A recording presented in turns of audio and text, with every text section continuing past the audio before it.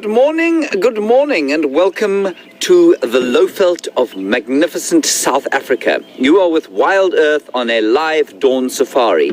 I'm very sorry we're a little bit late this morning. There seem to be some troubles with the satellite, and Eugene and Peter and the people with the real brains are off-site at the moment doing various important things. So sorry about that, but hopefully things will hold together for the rest of the morning. In case you have stumbled across this website by mistake while doing a Google search for some kind of a thing you don't actually need to buy on the internet, stay with us. Don't go anywhere. We're very glad to have you along. You're on a live safari, like I say. And it's also interactive. So please talk to us, #SafariLive if you're tweeting away, or questions@wildearth.tv if you're on the email. Now, I'm just going to give you a little bit of background to where we are. We're sitting in the Kruger National Park, which is a huge 2.2 million hectare expanse of wildlife land. Off to the far east, we've got the basalt plains leading to the Rhyolite Mountains of the Lebombo. And then as we come this way, it's very sort of gently undulating granite and gabbro plains and woodlands like this. Around us, we're in what we call a Combretum woodland, or broad-leafed woodland, and that's where we're in now. And then as you go off further to the west, this Combretum woodland turns eventually into some more open areas and forests up into the mountains of the Drakensberg in the west. So that's basically where you find us this morning, and we're going to take you on a virtual experience through this area. My name is James Hendry. I'm standing on this small Land Rover because I'm short of stature and ashamed of it. On camera today we have Andrew. Now I must just tell you that Andrew walked into a pole this morning, and so he has a rather amusing wound on the front of his head. We're not sure if his brain will function for the entire 3 hours of the game drive, but we live in hope.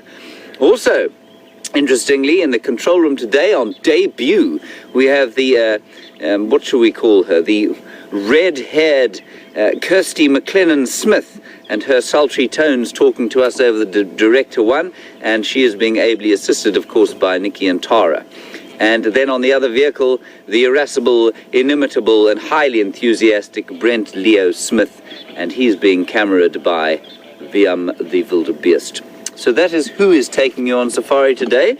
I am now going to elegantly climb back into my seat without falling and injuring my head like Andrew has done this morning, and we are going to head off.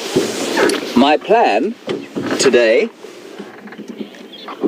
apart from making sure that Andrew stays alive and compos mentis, is to go off towards the east to see if the Birmingham Lions perhaps haven't come onto Djuma. So I'm not sure. I've had this plan about four mornings in a row now, and have basically found tracks of Steenbok only coming south, but that's the idea today. The Talamati Pride is another pride of lions, was north of us yesterday. The two Matimba males and the Styx Pride were to the south. The Nkuhumas were to the west. Djuma didn't have any lions on it yesterday, as far as we're aware, but there was one male that chased some buffalo all the way from the southern end out of the north. So who knows? We'll see what's going on. The lions are in flux, and so it's a very exciting time. Welcome to it, and here we go. Ready, Andrew? Ready to go. Marvellous. Good. I'm just going to have to keep speaking to Andrew throughout the drive every so often to make sure that he is not away with the fairies.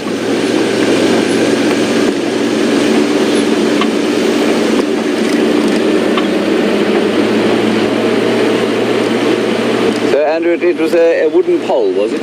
That's correct. Hiding in the darkness. A lingering wooden pole.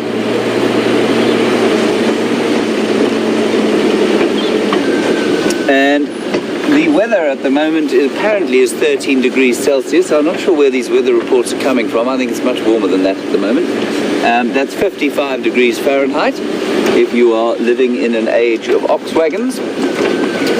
And thank you very much to those of you who pointed out a serval that was found at the Djuma waterhole during the night. And a serval, if you don't know, is a small spotted cat. It looks, I suppose, very superficially like a tiny leopard, but it's actually more like a house cat with long legs and a shortish tail and beautiful golden pelage and black spots. It's a really stunning little cat. And while we don't see them very often, we think they're probably more common around here than they might be, because as you can see on the Juma cam, they're active mainly in the night time. So I think that's probably why we don't see them as often as we might. Beautiful cat, and thank you for the update.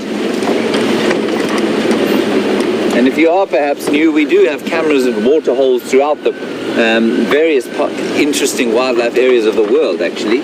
So just log on to wildearth.com and you can find some of the static cameras that are around the world in very exciting places.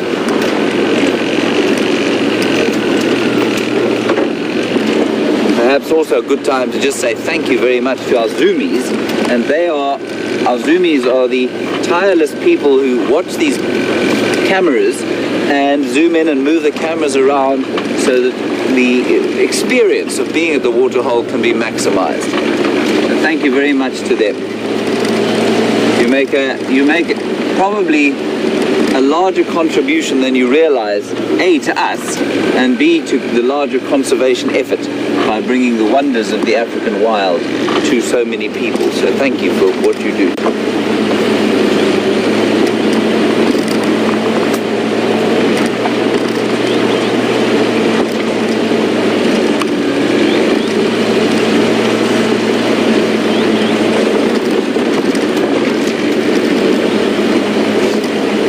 We are now on a ridge crest area heading towards the northern boundary, and you can see, well, maybe you can't, but the vegetation has changed very slightly from where you joined us. It was a bit thicker down there. Now as we come onto the ridge crest, the trees open out a little bit and it's more marulas rather than only combretum or bush willow trees. Particularly good example as I look around myself there.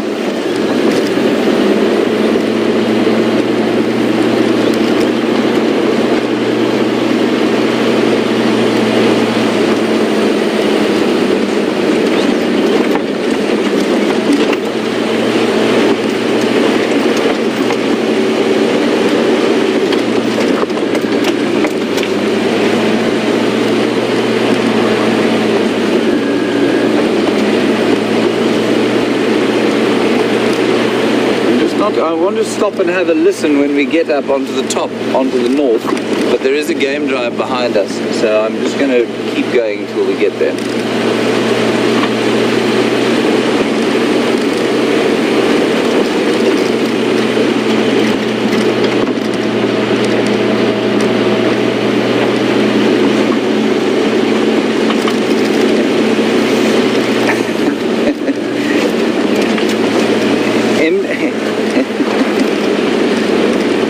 I'm not sure that I can repeat the comment that's come through. I'm just going to get it repeated so I can.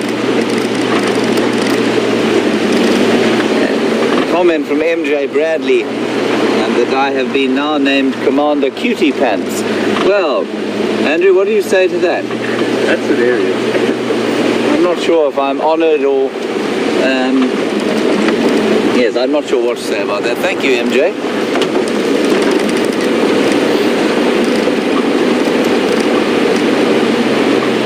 Must be the vastness of my legs, Andrew.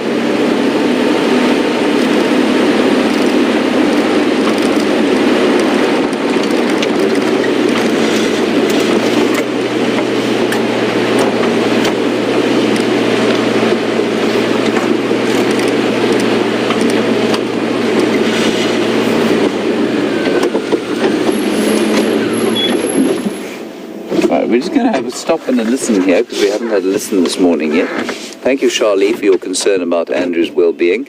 At the moment, while he does have a rather unsightly bump on the top of his head, he seems to be okay. So we're just going to have a listen for the next, say, 10 seconds, and I'll tell you what we can hear.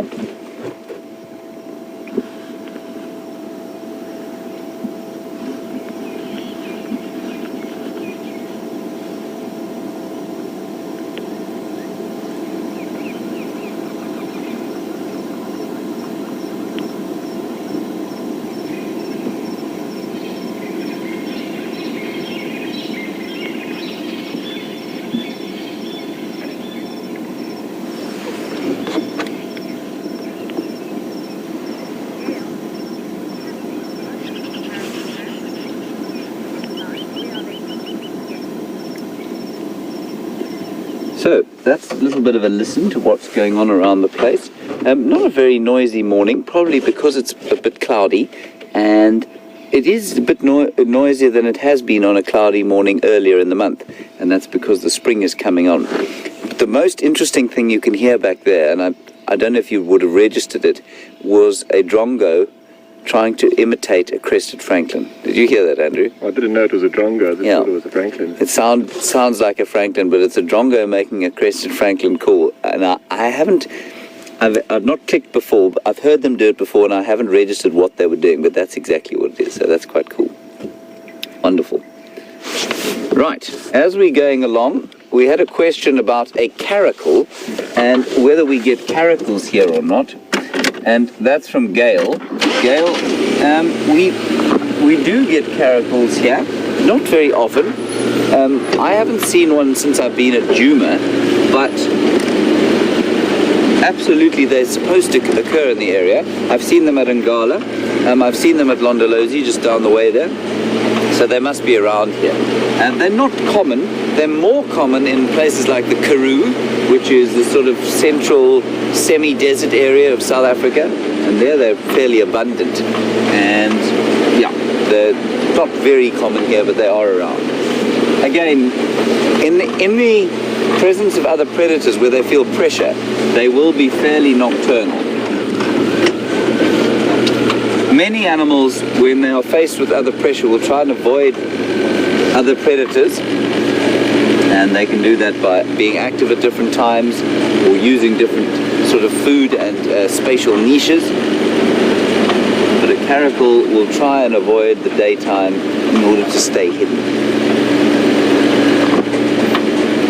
Right, we are now on the northern boundary, where we're hopefully going to find vast numbers of lion tracks coming south. I haven't seen a lion since I got back from leave.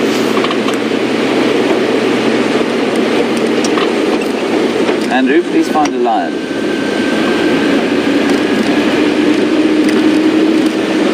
Ah, there is the game drive coming towards us.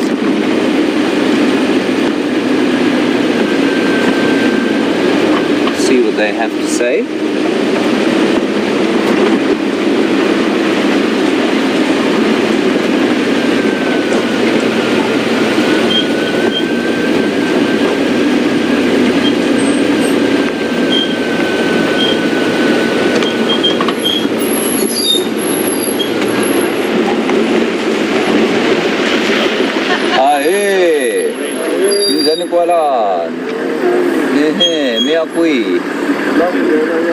Okay. Oh. Kabanan chumu palan. What did he do to his father? He walked into a pole. Yeah. Is that your story? It is my story, and I'm going to stick with it. We're not sure the effects yet, so we're being quite careful about him. That's actually what's wrong with him. Can't tell. No, there's a lot more wrong with him, but that's the main thing. Yes.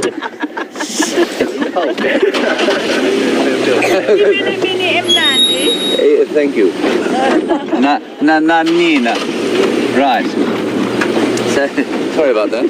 Some very entertaining people there who found it very amusing that Andrew had a great welt on his forehead. I will try and take a picture of it later while he's not looking and post it on the tweet. Okay, so question from Blair Sinclair. The Birminghams were found on Nkoro last night. Shouldn't I be going that way if I want to see them? Blair, yes, absolutely. We should be going, in theory, due south. But I need to check the northern boundary first. And because Djuma is quite small and lions move so far during the night, it's a good idea just to do that sort of thing. And Brent is also in the south checking the southern boundary. But well pointed out. Thank you, Blair.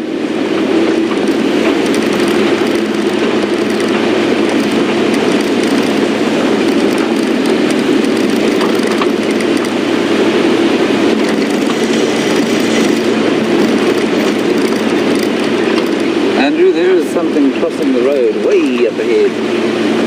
I think it's a kudu.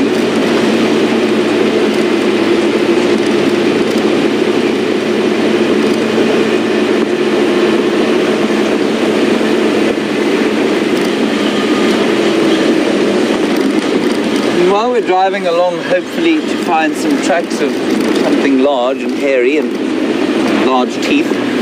Lynn, you ask a very interesting question to which nobody really knows the direct answer.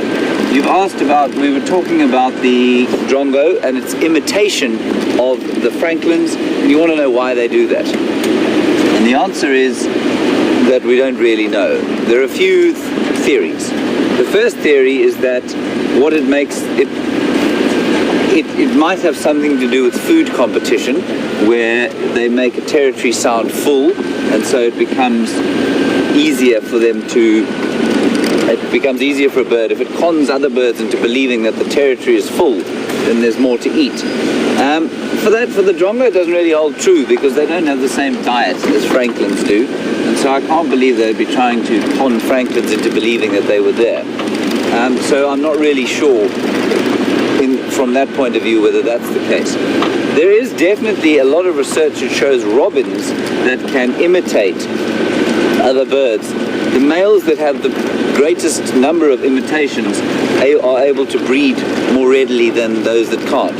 So it may be something of a peacock's tail, if you know what I mean, where it doesn't have an overt advantage to anything other than attracting mates. So that might be it, and that at the moment is what I think. I'm really not sure, especially with the drongos. They're not particularly good mimics. They're not like a lark. Some of the larks and some of the robins will con you into, it's very difficult to tell that it's actually one of them doing it. A drongo you can tell from the tone, and I'm sure the birds with their exceptional hearing are able to tell the difference. So Lynn, I can't give you a definitive answer as to why they do that imitation.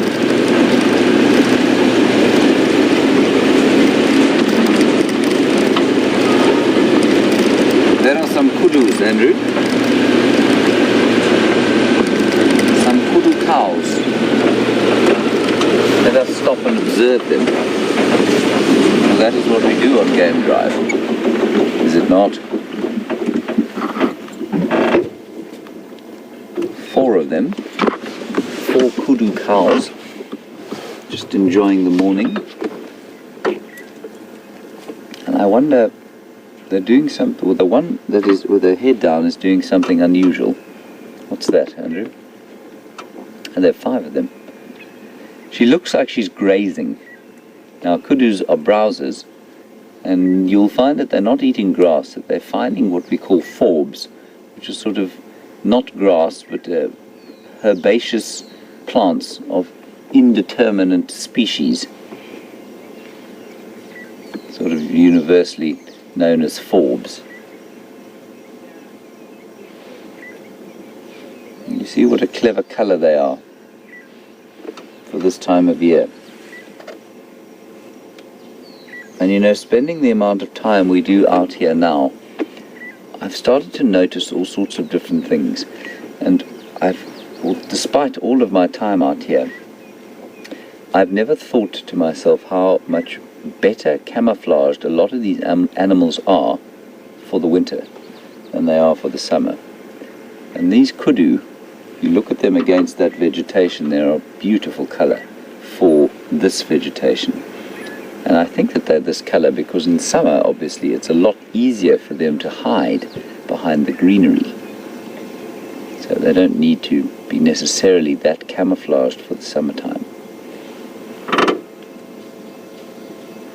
Nice thick, warm fur that kudu's got. She'll want to be shedding that in the coming months.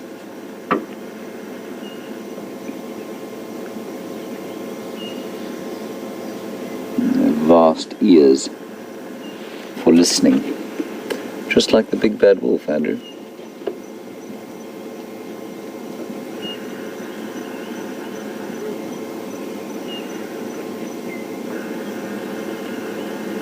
A few more birds calling now, white-browed scrub robins, a couple of hornbills.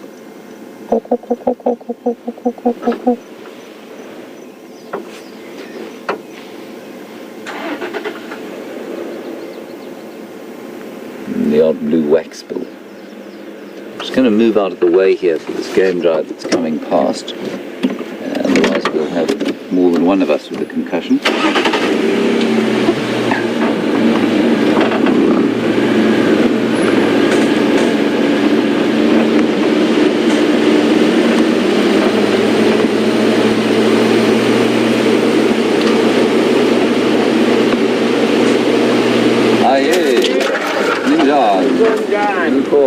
Boleh jom. Milanda in. Oh, dia juga. Okay. Nah, next. Iri obri kuna drag markli. Ingena ya buffalo's hook. Oh, jangan mana. Okay. Kamu? Ina aing geni le. Alright. Right. That is Ephraim, and Ephraim is from Cheetah Plains, and he and I were trying to track that lion yesterday, and he was actually he was exceptional on foot, very good at spotting the tracks. And they came through, probably passed out just to the east of where we are now. One male lion, don't know who he was. He was chasing buffalo, seemingly on his own.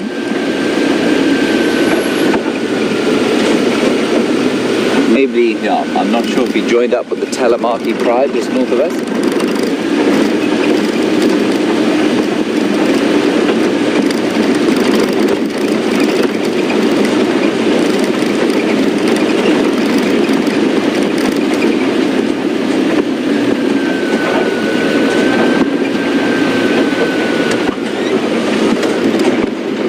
Alright, we're going through a bit of a dodgy signal area here, and so I think it's time to hand you over to the enthusiastic Brent Leo Smith. So we'll head over to him, and I will keep you, well, I will hopefully have some good news for you next time I see you. Enjoy. You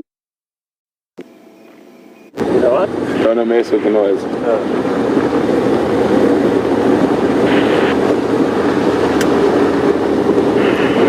Welcome on this sunrise safari, everyone. Not much sun showing itself.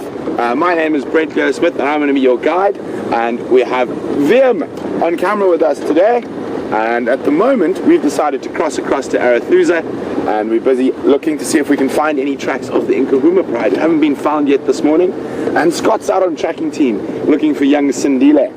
And also, while we're on Arathusa, I'm definitely going to go past that vulture's nest again and check. So we are on a live African safari, and we are also interactive. So you are able to ask us questions about what we're seeing on the drive, and you can do that by using the hashtag SafariLive on Twitter or emailing us on questions@wildearth.tv. So quite a dull, cold morning. Definitely grey, but certainly not dreary. And it does look like the sun is trying to fight through this cloud bank, and we've had a little cold front that's come in from the east coast, from the Mozambique Channel, and it's been sitting over us for the last couple of days, and I'm hoping the sunshine will break through at some point during today and we can have some wonderful late winter sunshine.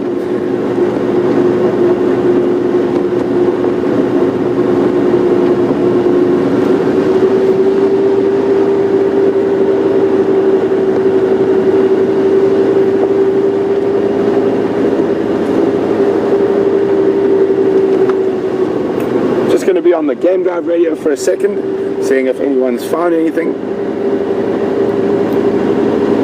Morning station, Brent from Wild Earth. Any updates on Safari and Dal, please?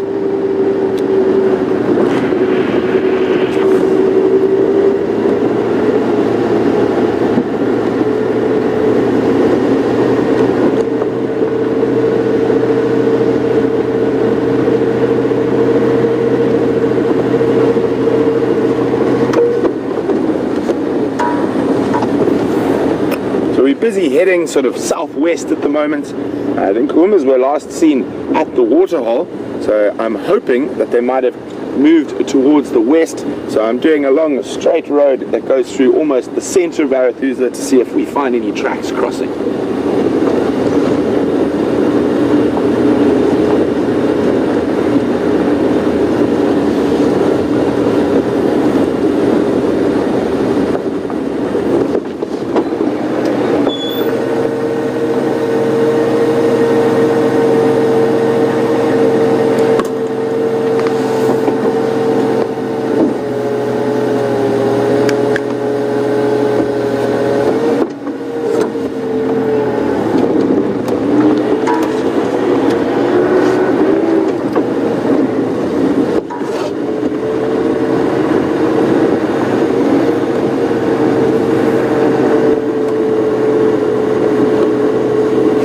Some lion tracks there, but they were quite old, and just had to figure out. I'm pretty sure that's the tracks of Junior and that missing lioness before they reunited. This was the area where they were first seen in before crossing across to Juma, and a lot of dust on the tracks, so definitely not from today, so definitely not worth following up on.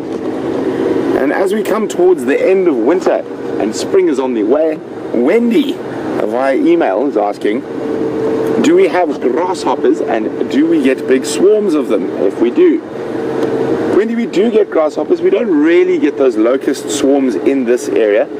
You get those more in the big grasslands. It is not to say it is impossible, but we will have a lot of grasshoppers, but generally the smaller type, not the ones that we're going to find in huge swarms.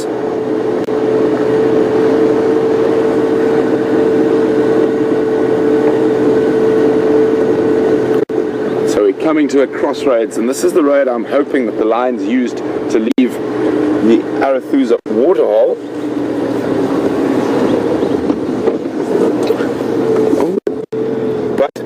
Alas, no tracks, so we're going to continue a bit further west and then cut south again and check the next road that runs from the Arathusa waterhole.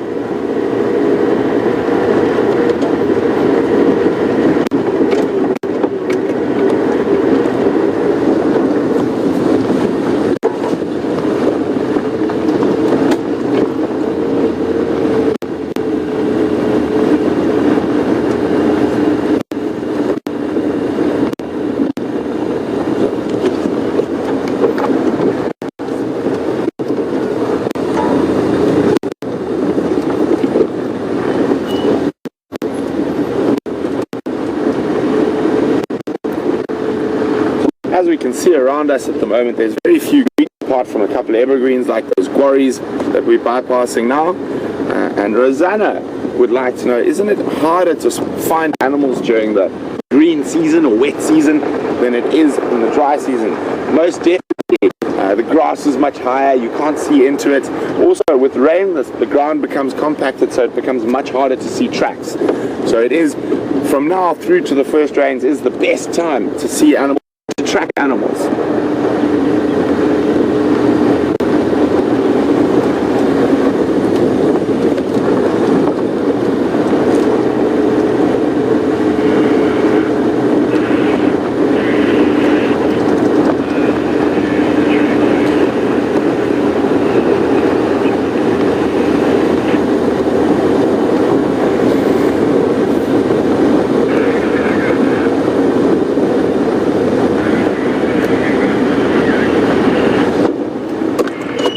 Sorry guys, the radio's a bit fuzzy. I just need to listen to this carefully.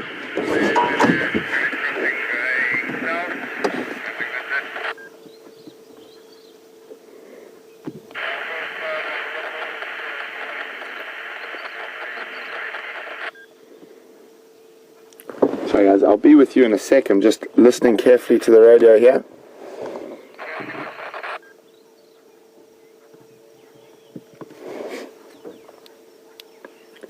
Doug, do you copy? Thank goodness I can hear someone else. Sorry, Doug, could I get an update for Safari and Dow, please?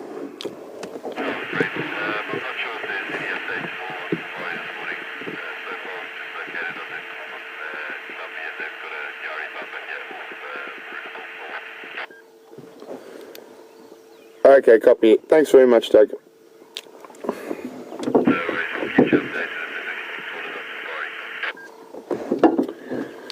Cheers, thanks very much. Oh, what's VM found there? I can't... Oh, there we go, some go-away birds sitting at the top of the tree, hoping for some sun to warm their feathers. But a quick update on what's going on. The Nkuhuma Pride have been found, but unfortunately not in our Travis area. They have killed a buffalo, so I'm sure they're very, very happy and busy eating their fill to the west of us on Simbambili.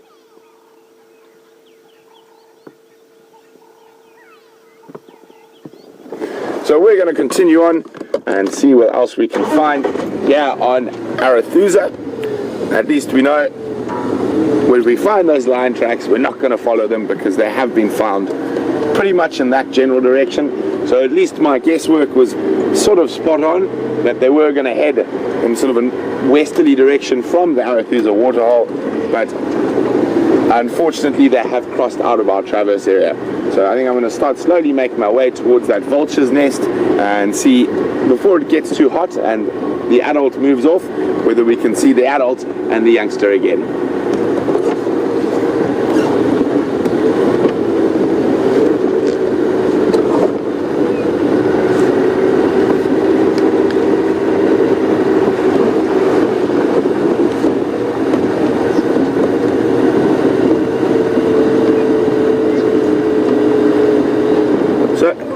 Yesterday, Steph managed to find the new hyena den, or the hyena den that's currently being used. It's probably new for us, but not new for the hyenas. And we went and had a look there, and we saw that little cub and his mom while we were there, and Emily's just asking for an update on that. Well, I'm quite sure it's in the same place, Emily. We are quite far away from it at the moment, and I'm sure we will definitely go check on that den at a later stage, either later on the sunrise safari or possibly even on the sunset safari. But I'm quite sure they are happy in their new home, and someone will definitely go have a look at it.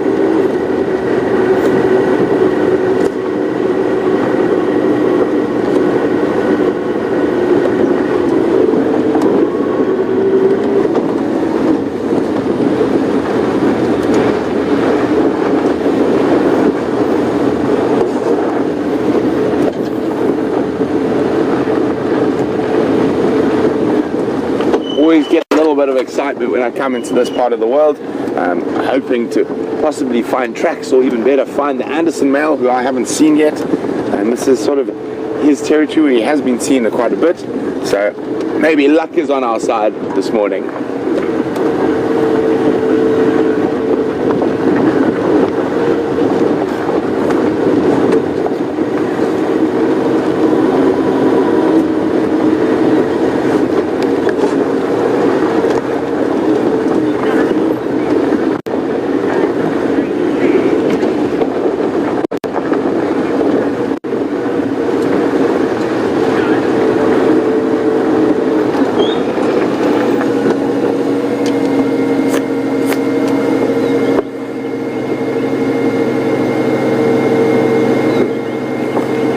Right in the distance there, a nice big bird, and a bird we are on our way to look for, but that one is not sitting on a nest, and it looks to be a white-backed vulture. So they are around, and in the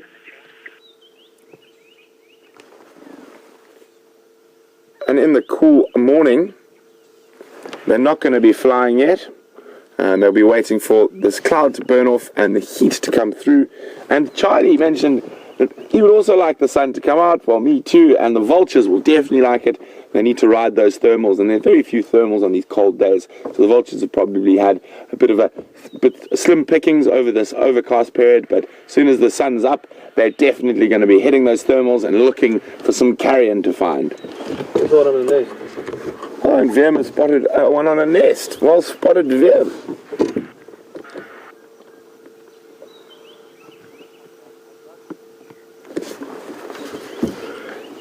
Here we go.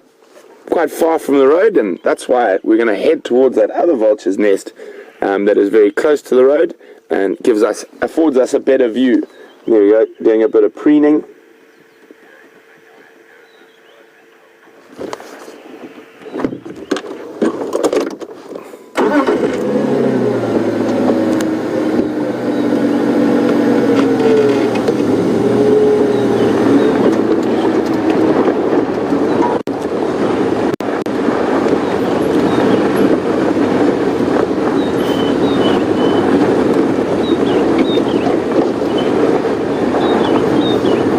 I'm quite confident we're going to come across the tracks of the Nkuhumas quite shortly as this beautiful little bit of morning light breaks through.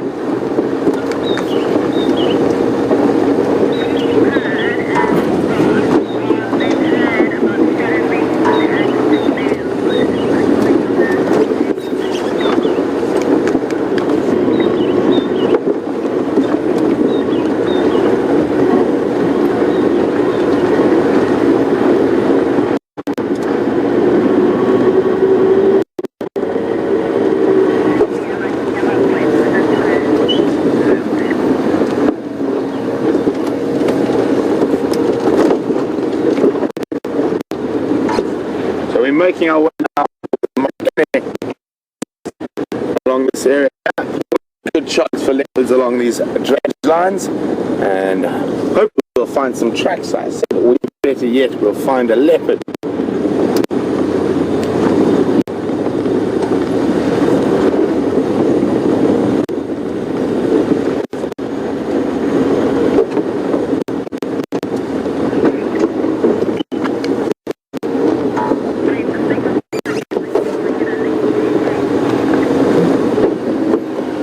As we're about to go into this drainage line, we might have a little bit of signal breakup, so we're going to cross back to Commander Bond to see what he's been up to.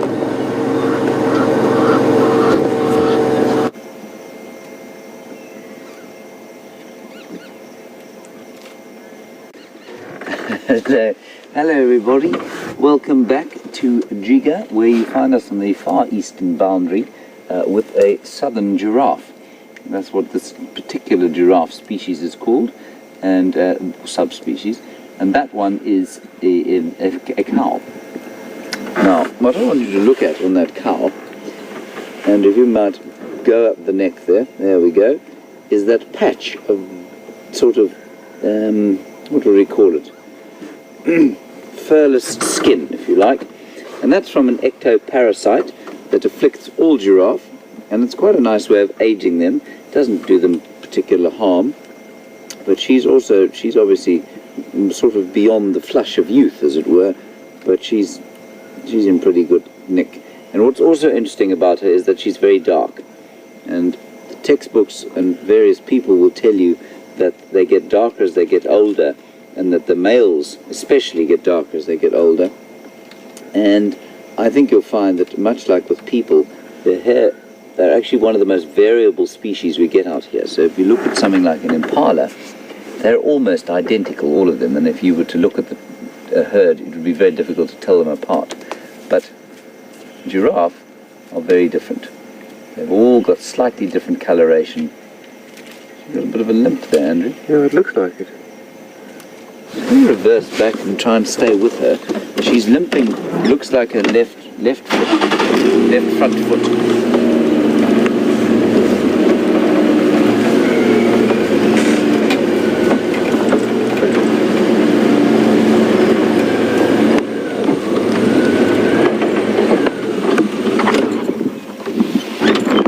Deeply confused by what we're doing.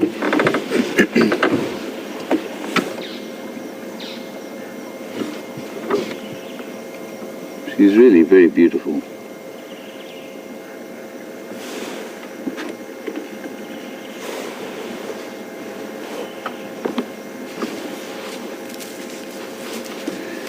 And 2 weeks ago, well, I mean, we've been seeing that male giraffe around the Treehouse Dam area. In fact, I think it was the male giraffe. We had a highlights package yesterday on the Fireside Chat. There was a male giraffe who was looking intently at Shadow when Scott eventually found her. And he did use the giraffe to find her. And very similarly coloured and also limping, but that was a bull. And he's quite a long way from here. I think it was his right shoulder that seemed to be bugging him. And I'd say it's her left front shoulder that's bugging her.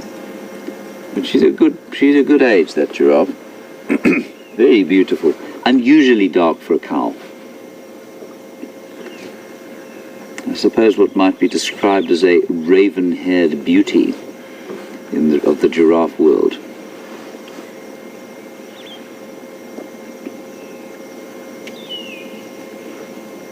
And she's eating some knobthorn. There are a few leaves on that knobthorn that she's eating. I think they're all pretty much old leaves. I don't think there are any new ones yet, although maybe there are one or two. But what never ceases to amaze me is if you watch her tongue. Her tongue is now wrapping itself around thorns that would tear the flesh off your hand were you to try and do the same thing. I hate to imagine what would happen if you try and put your tongue around a thorn like that, but the giraffes just don't even notice it. And I think that's because they produce a huge amount of very lubricating saliva, and they probably also replenish the epidermis, or the dermal layer, on the top of this tongue. I'm sure it gets sloughed off and replaced at an amazing rate because it must be torn up by the thorns that they eat. Look at that. I mean, those thorns are vicious.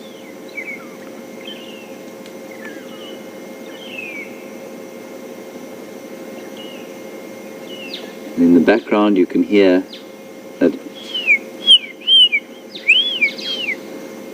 lovely lilting chorus of the magpie shrike.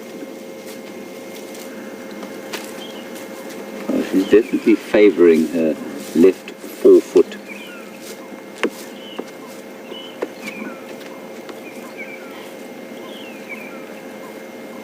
She's heading into Torchwood now, which is not very pleasant of her at all.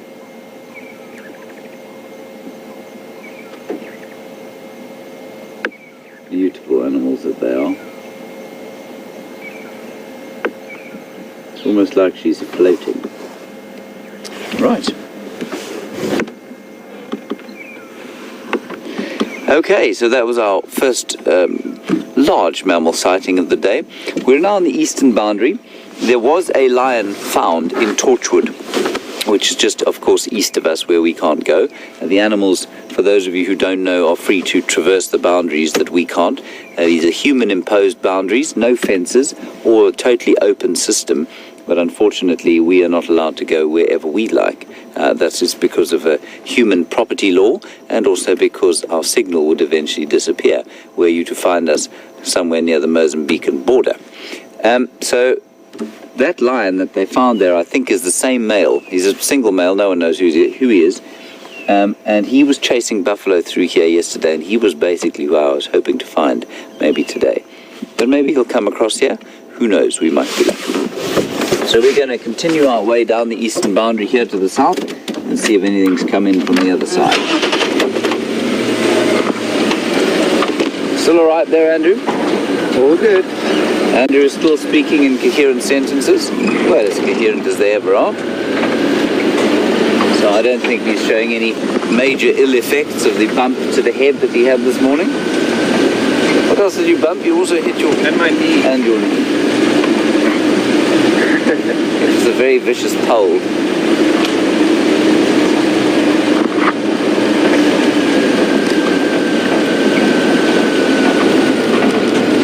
While we're driving along, I mentioned that giraffe was pretty old, and Abby, you'd like to know how it is that I knew that. Abby, there are a few ways of aging a giraffe. Colour's not a particularly good one. The ectoparasite, the extent of that ectoparasite infestation on the skin is a very good way of telling age. Then, certainly for the bulls and for the cows, the size of what they call the median horn.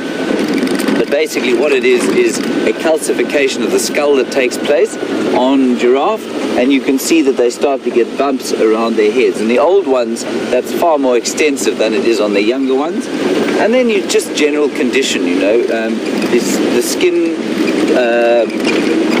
toe, I don't want to say tone, I suppose the shininess of the fur and the condition of the fur is a good way of telling the age.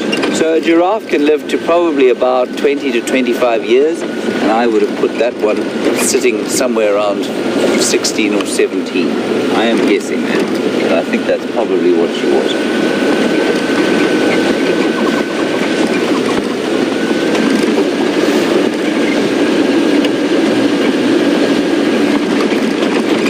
Very pleasant morning, even though the sun isn't quite out yet. I think it's going to come out a bit later.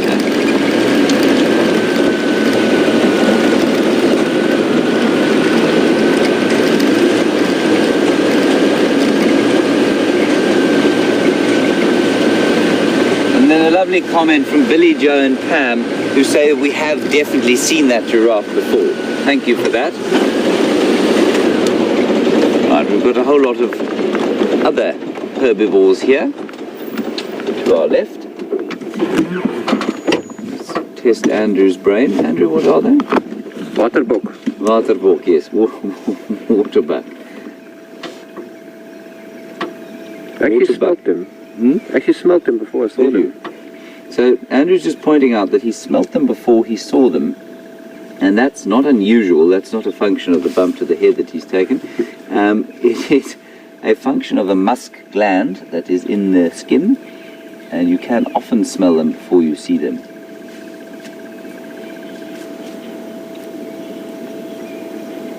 Very peacefully grazing here. And you may notice that the vegetation is slightly more open around where we are now, and that's because this was certainly a fire break, which means an area where the vegetation's been kept purposely short in order to, so should there be a fire, especially around this time of year, we're into the fire season now, and it's a good place from which to fight a fire.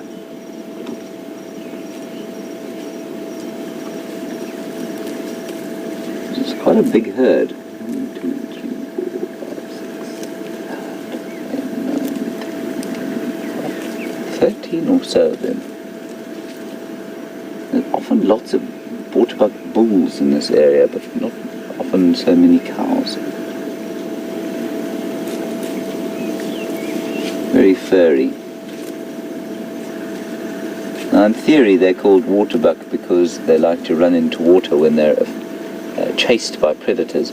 That's actually a response that a lot of animals will have. Impala do it quite frequently. In fact, at Arathusa Waterhole very recently, and they've had 3 or 4 incidents where an antelope has run away from wild dogs into the water and been thought it had found safety, only to be murdered by one of the hippopotamus there, which is a fairly unpleasant way to go, I think. So it's not an unusual thing for an animal to run into water in order to escape a predator.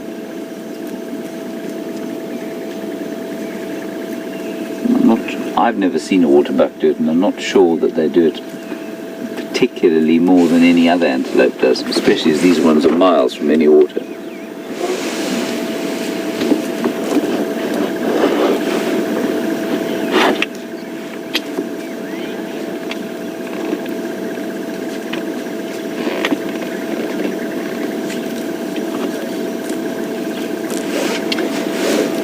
Just looking at these furry kudus, at least, and what are they, waterbuck? I don't think I bumped my head, maybe I did. So these furry waterbucks, and we were looking at the kudu, and I was saying how that they looked like they had pretty thick fur. And Lois in Buffalo, New York, an interesting sort of comment about the furriness of their hair and when it will go and how long it will be around. I think waterbuck are generally always quite furry. I'm not sure why. Those kudu that we saw will probably lose quite a lot of that hair as we go into the summer months. And I'm sure the kudu, at least the waterbuck fur, will also become slightly thinner as we go towards the summer. But they generally always look slightly furrier than the rest, especially on the neck there. And that fur on the neck, I'm just trying to think why it might be there. It might be some kind of a predator defense function. So if a leopard or something, well, I mean, they're quite big for leopard. If a lion got hold of them, it might be quite an effective way of, a bit like a honey badger, which with its loose skin is an effective way of it helping it to shake off predators. Maybe that's got something to do with it. I think they've also got quite oily skin, and I suspect that also has some kind of anti-predatory function. It's so peaceful here. There comes the sun now.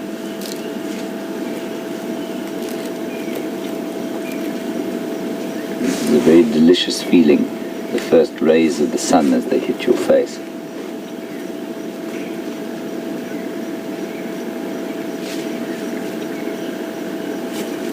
An interesting question about comparisons between the different antelope species that we get here. Now, Nyala also have quite heavy fur on the males, not so much the females. And the question is, do waterbuck also use this heavy fur in a sort of dominance display, like the Nyala might? And the answer is no, because both sexes have it. They've both got quite a lot of hair on the neck, and the females don't generally show any kind of dominance hierarchy I'm sure there is probably a small one, but it's not particularly definitive and not particularly rigidly enforced, and they certainly don't fight with each other. So I don't think dominance has anything to do with it. But they really are very furry.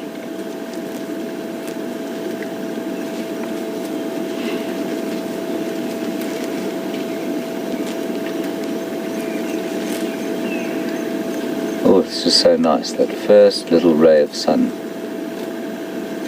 Hey, Andrew? Wonderful feeling of the African sun on one's back in the morning. Waterbuck to the left, crested barbets calling to the right, magpie shrikes just behind.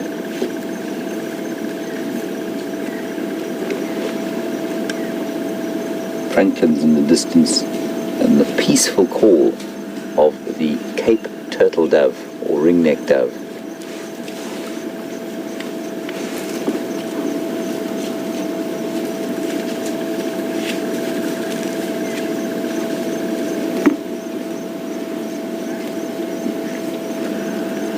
So the waterbuck is called a waterbuck, like I say, probably because they have been seen running into water to evade predators. And Nora, you want to know how long they can survive without water. That's on the email.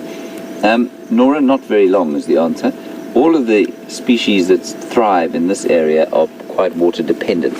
And that's okay for them because there is quite a lot of water around, although it doesn't look like it. All the landowners here pump water on their various little on the patchwork of property that is the Sabi Sands. And so you actually are never more than, I'd say, you're never more than 1.5 kilometers from water. So they will always be able to go and have water to drink, should they need it. And I suspect they probably drink once a day. So they probably couldn't go more than 3 days, 3 or 4 days, without drinking. Good question, Nora. And it does open up a whole discussion about what animals thrive in this area and why they thrive in this area and why some less water-dependent species don't do so well here. Beautiful. That's wonderful. You know, they're not often this relaxed, these waterbuck. And look at the lovely kind of golden honey color on the left-hand side of it as the sun catches that beautiful fur. Sort of emerging now from Torchwood. 1, 2, 3, 4, 5, 6, 7, 8, 9, 10,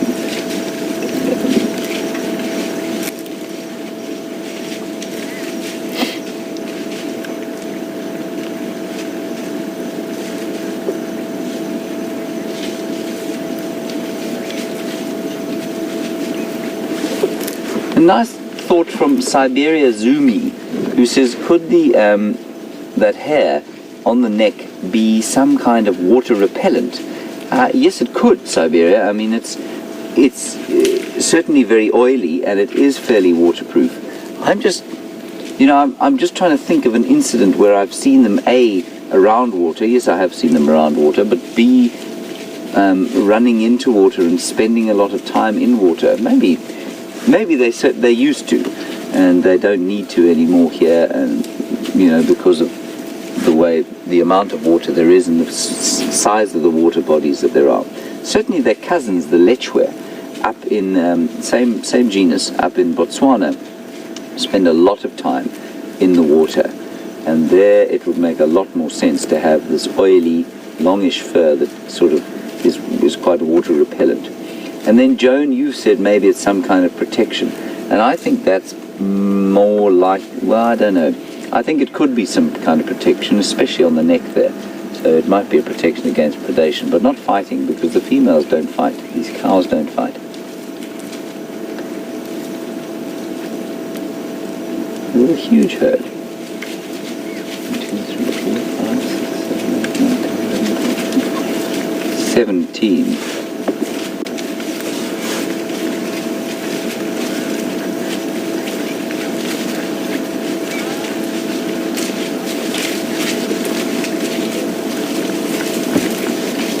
I knew this question was eventually going to pop up. So we smelt them before we saw them. Well, Andrew did, because his bump to the head has made his olfactory senses twice as strong as they were before. And Laura on Twitter, you said you've never seen a waterbuck kill, and are they more difficult to catch? Are they than other animals? No, I don't think they are. They just are at that size where their major predators are only going to be lions and hyenas. Yes, a big male leopard will take an adult, and yes, it's possible that the youngsters will be taken by leopards and wild dogs. But the question arises, I don't think they're any more difficult to catch, but they do have this musk gland that for many years people thought was some kind of anti-predator defense.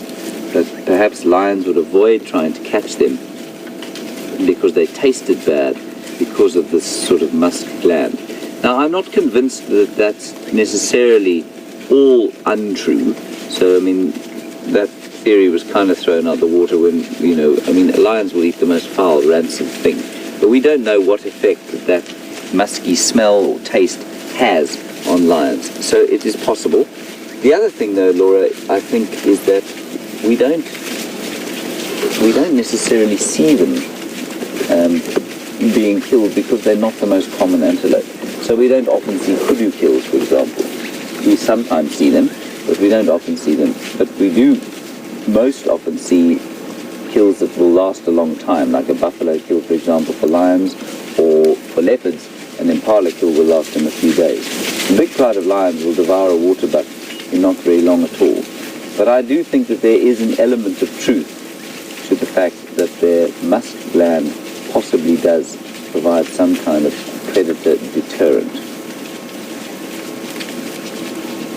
And you hear that lovely sound of them walking through the grass there. Andrew, do you want to reverse quickly? I'm just going to go backwards a bit so that we don't have to film the aerial. I don't think I've ever spent this long walking back before.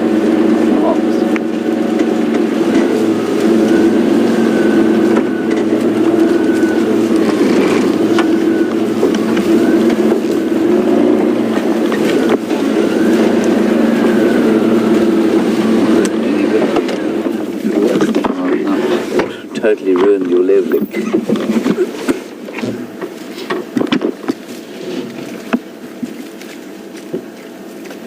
And you can see they're now faced their back ends to us, and you can very clearly see the white, I suppose, what is very unflatteringly called the toilet seat marking on the back.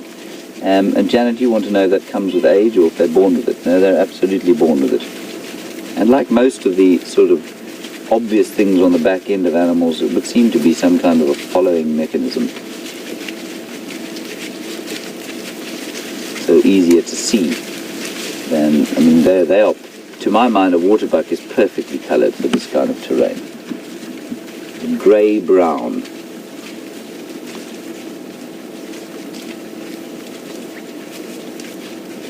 And they're slowly grazing towards Biffle's Hook waterhole, and maybe that's where they're sort of on their way to. They're definitely moving in a determined fashion at the moment. There we go.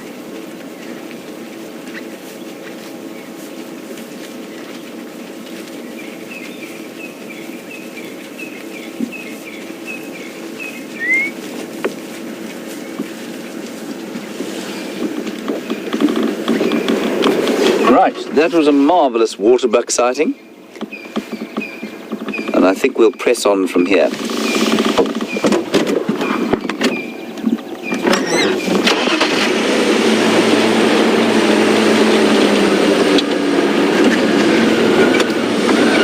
Right, on we go.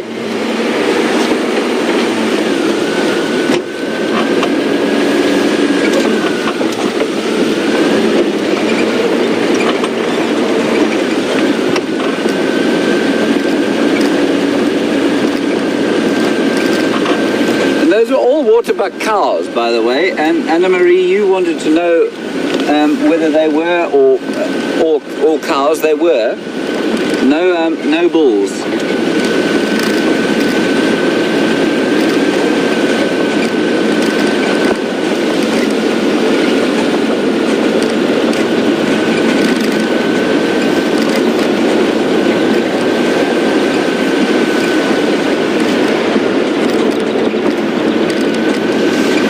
So we've been looking at a couple of different kinds of antelope today. Well, Andrew and I have seen a few impala. We've seen kudu. We've seen beautiful waterbuck sighting, my best waterbuck sighting ever, I think, which was very nice. And Maggie, him all the way from Australia. You want to know if we get blessbok here. Blessbok, I'm just trying to think how best to explain to those who don't know. Let me just quickly show you a picture of a blessbok. Blessbok we don't get here, Maggie. They are found more in the Highveld and then into the Cape, and we don't get blessbok here. A blessbok is a very beautiful antelope. I'm just going to try and find you a picture in this book without making it too awkward by taking an age to do it. Don't worry, Andrew, I'm getting there. Blessbok. I don't think there is a picture. Yes, here we go. No picture of a blessbok. Yes, there is. Look. That's a blessbok there. Very beautiful. And both sexes have horns. Very lovely. Sort of, I suppose, liver chestnut. If you're a horsey person, you'll know what that means. A kind of dark chestnut color, much a darker redder brown than, say, an impala is. Very beautiful. That's a blessbok. Central and South Africa, it says there. All right. Last question. Thanks, Maggie. Let us press on. We're now nearing the southern boundary. No tracks of any lions, alas.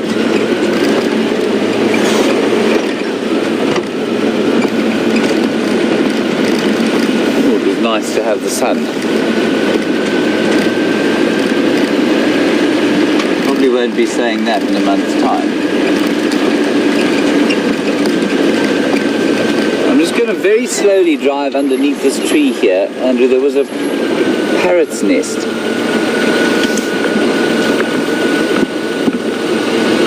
Just see if they don't stick their heads out.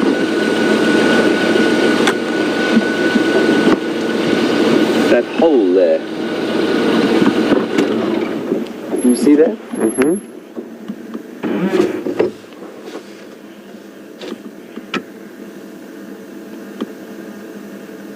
There's a hole there, and in which two little brown-headed parrots had found solace.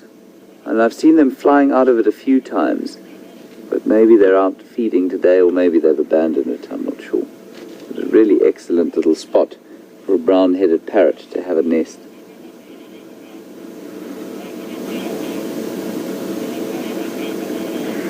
Beautiful. Right. On we go.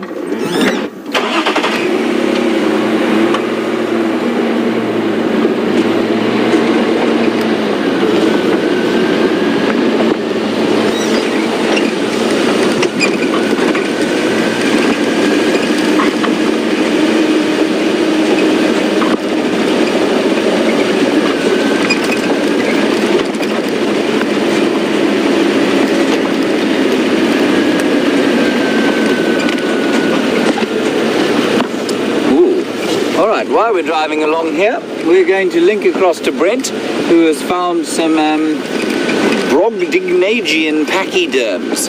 See you later.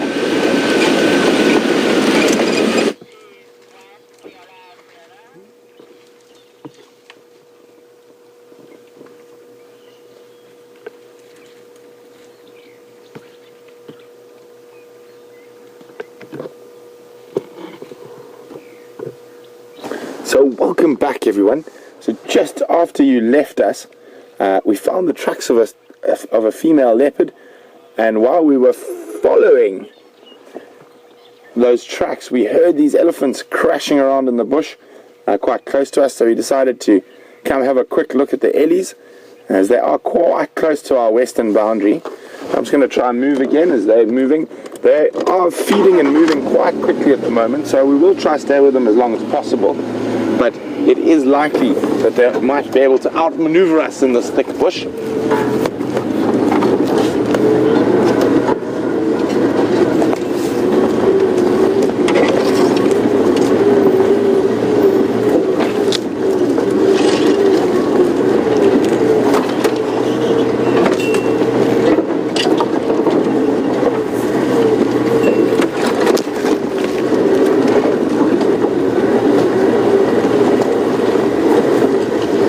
There seems to be a nice open patch through just above the thickets that they're feeding in at the moment.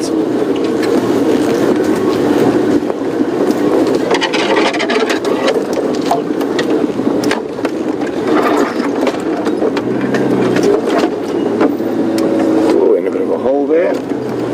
Oh, looks like there's a biggish bull up ahead. That could be the reason why they're moving so much.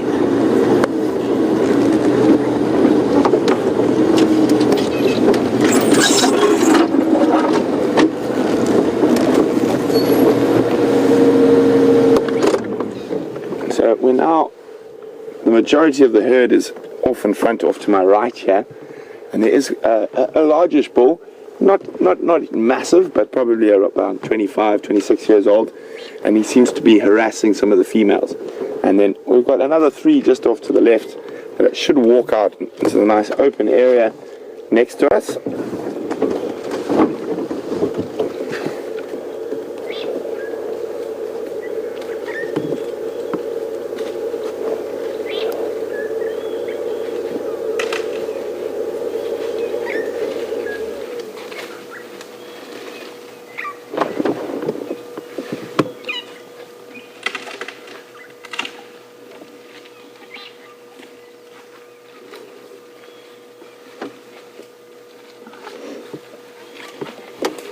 Going to move right across the face of us. There we go. You can just hear all that crashing as they break the branches all around us.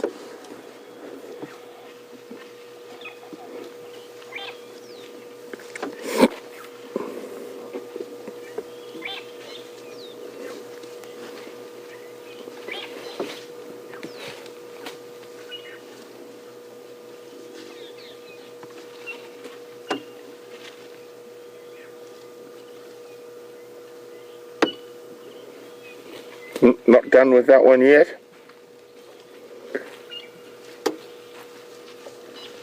Well, it looks like hopefully she might feed off this bush willow right between us and her. We can see some of that incredible strength.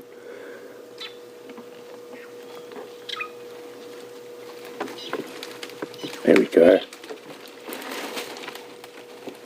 Like it was a toothpick.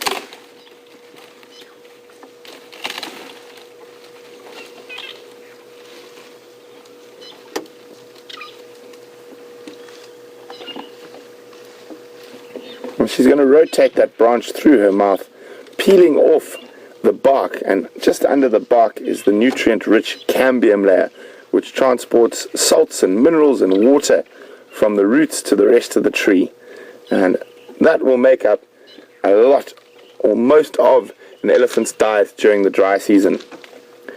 And if you see elephant poo, as opposed to wet season and dry season, during the wet season, it's generally a little bit darker, and that's from the grass and the starches and sugars in the grass. And during the dry season, it has a slightly more reddish twinge, and that is from all the cambium layers that are being eaten. See how delicately she uses that tusk just as a leverage to just break the branch so it's easier to pull off.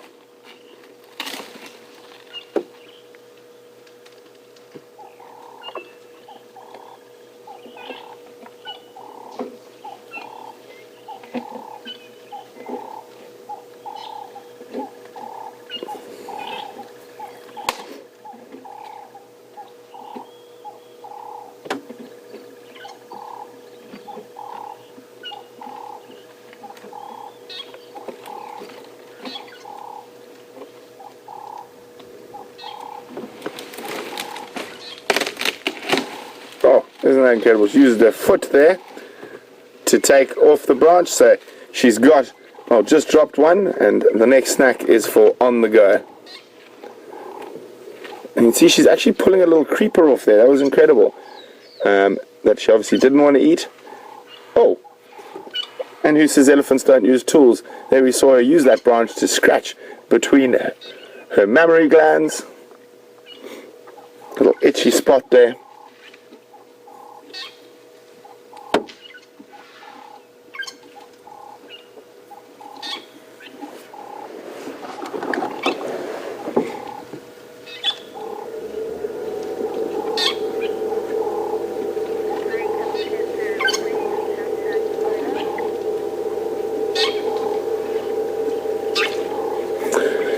So we are sitting here watching this elephant cow devour that little red bush willow or Combretum apiculatum, and we are live, so you're seeing this at the same time as us, and you can send us questions about what we're seeing. You can do that by using the hashtag Safari Live on Twitter, or you can send us an email at questions@wildearth.tv.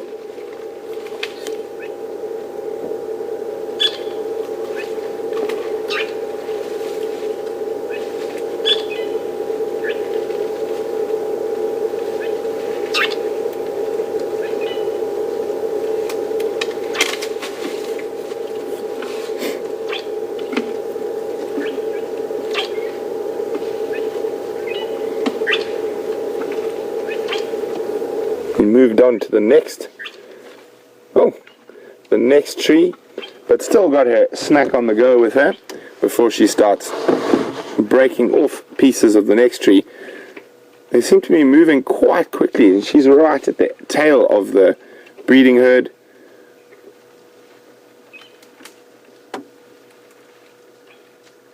And spreading out even more through this mixed Combretum woodland.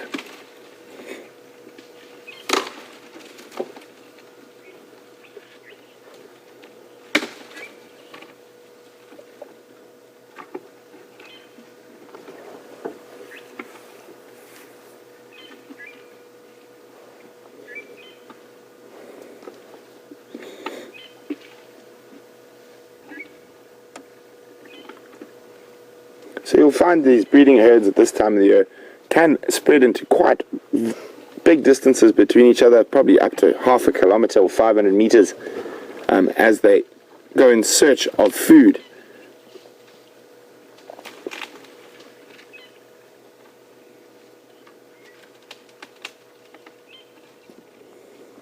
I'm going to roll forward a little bit.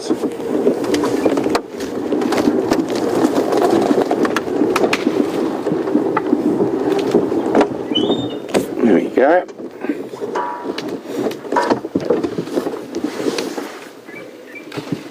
Really wants that branch, and it's proving a little bit tricky.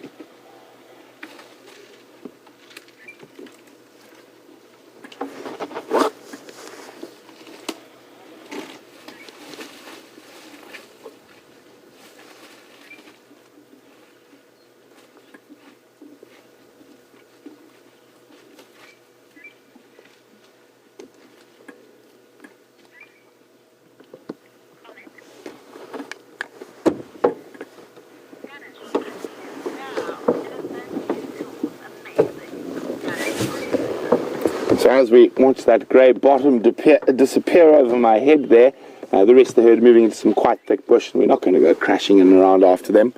And Janet also noted that elephant using the stick to scratch her belly, and isn't it amazing that elephants also use tools?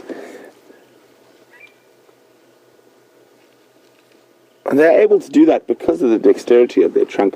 And if you had to be a buffalo, you would just have to sort of find a low-flung branch and scratch away.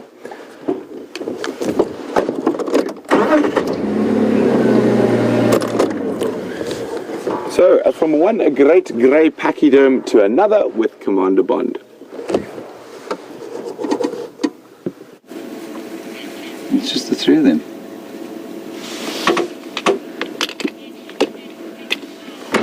Hello everybody, welcome back to Jiga. We're with some elephants, but they are very unhappy. I don't know why. As we came up here, this cow here who's watching us at the back there, she's watching us very carefully. I think there's another one calling. Just that low rumble I heard to the right of us. As she came across the road, she turned and she kind of shook her head at us. And then another one came belting across from the side.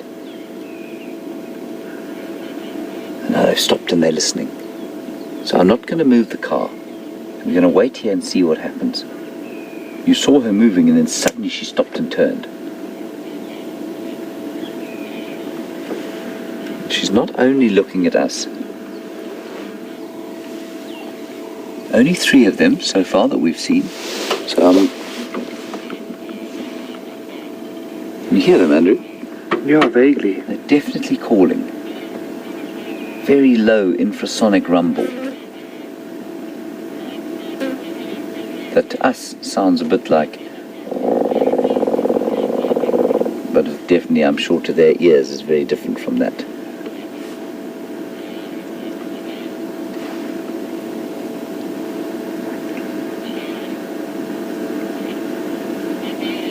Definitely not very at peace.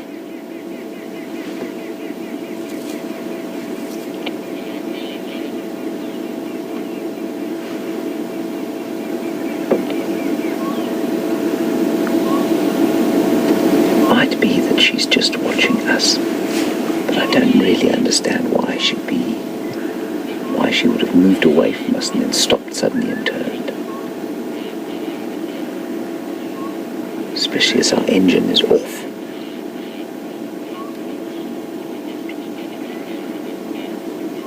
Let's just wait and see.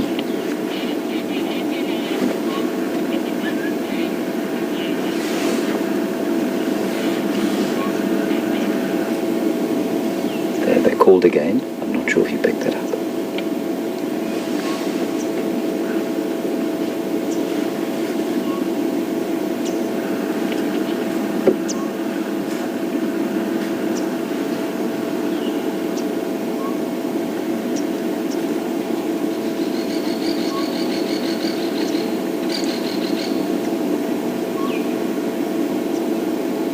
In the distance you can hear a lovely southern boo-boo echoing down the drainage line.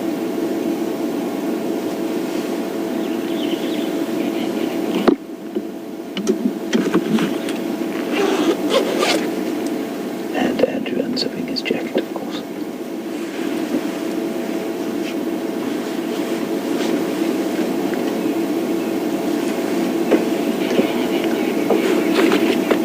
We will move just now. I just want to wait here for a few minutes longer just to see what is going on.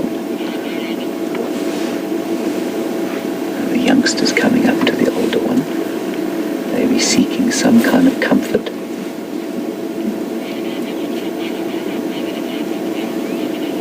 And you can see there, well, you probably can't, but that cow at the front is definitely streaming from her temporal glands, which means that there's some kind of stress.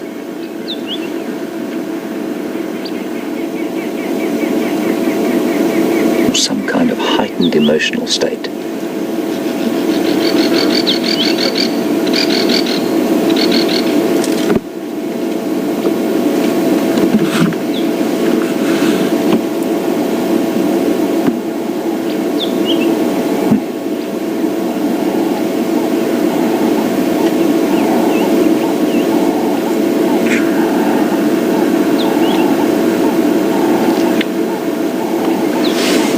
Shall we try and move on? We're just going to move a little bit forward.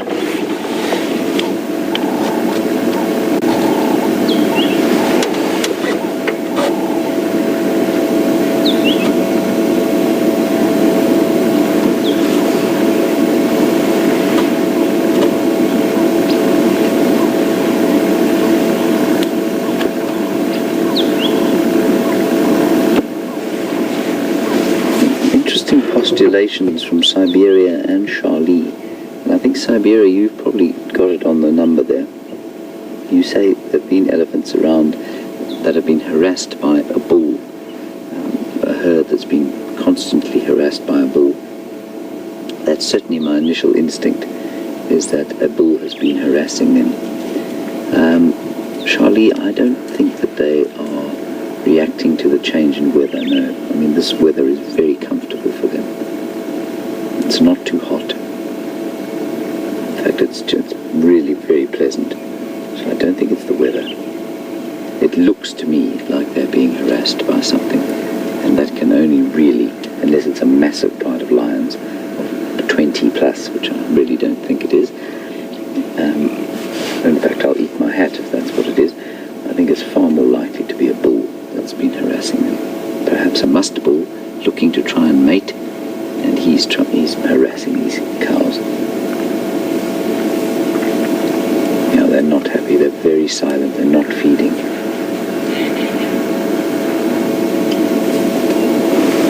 And I'm going to try and sneak forward and see if we can't get a slightly better view. I'm not going to go closer to them, because I don't want to frighten them.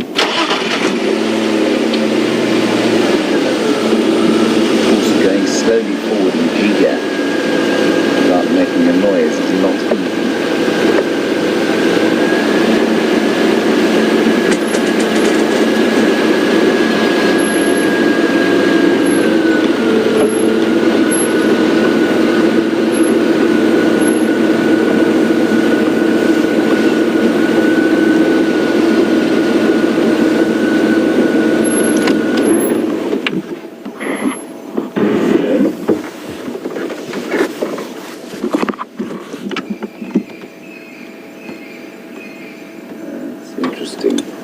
Andrew, can you get in right under her? Yeah, exactly. There is something funny going on. That's not normal. I don't know what that is. You can see extended underneath the belly there. I'm not sure what that is.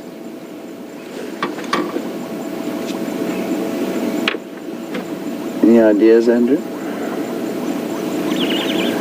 Wow. Oh, I've got no idea. You can see that kind of swelling underneath the stomach there. And really very difficult to say what that is. We'll just keep watching it and see if she doesn't turn around a bit, which might give us a better view, a better idea. But she's trying to smell us. She's definitely very concerned. So she's probably very uncomfortable.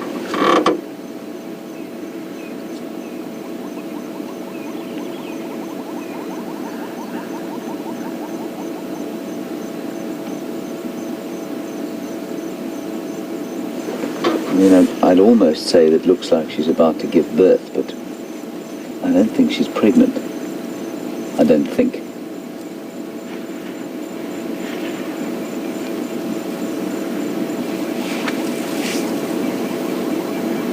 But you really can. The tension here is palpable. You can feel how unhappy they are.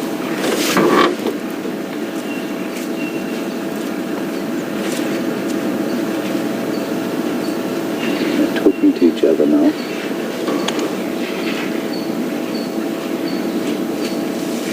It's almost like they've gone behind that bush to hide away from us. Hey? They've just stepped behind the bush and stopped moving.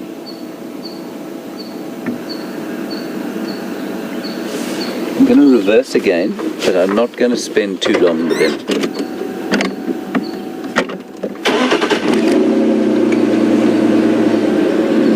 From Vicky, which is an interesting one, and it will spark a whole lot of debate. Maybe she doesn't trust people.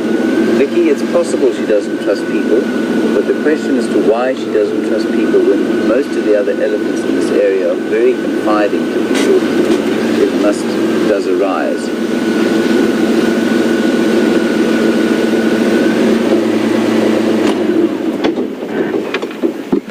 So Vicky, I'm not sure why she wouldn't trust people. Really make a huge amount of sense given that so many of the elephants in this area are so confiding to people. I think the disturbance that we're creating certainly is affecting her. but I think it's because she's very uncomfortable. There's something funny going on inside. And she's watching us. I'm not going to spend too long with her. And they move off again, we're just going to leave them be.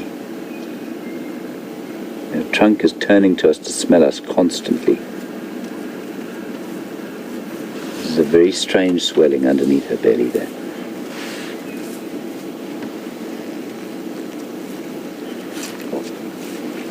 And as Marianne says, it does look like some kind of a hernia. Now, how common that is, I don't know. And whether it would heal on its own, I'm not sure. But she's relaxing a little bit now. She's starting to feed.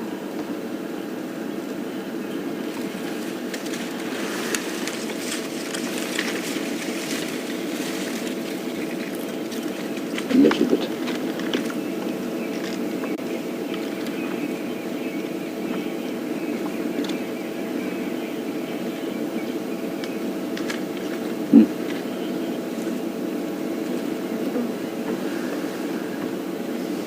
And the cow behind is not feeding yet. Sort of standing about the place.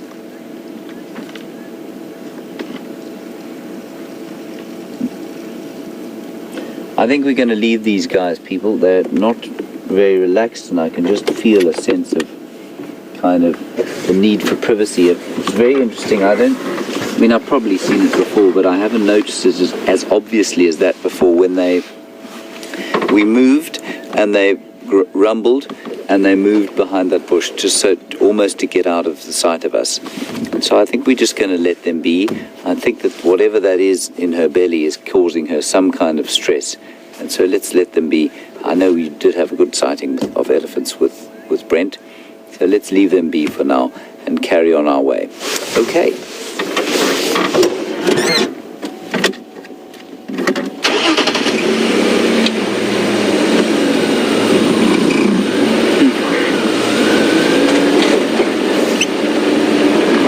Very interesting indeed.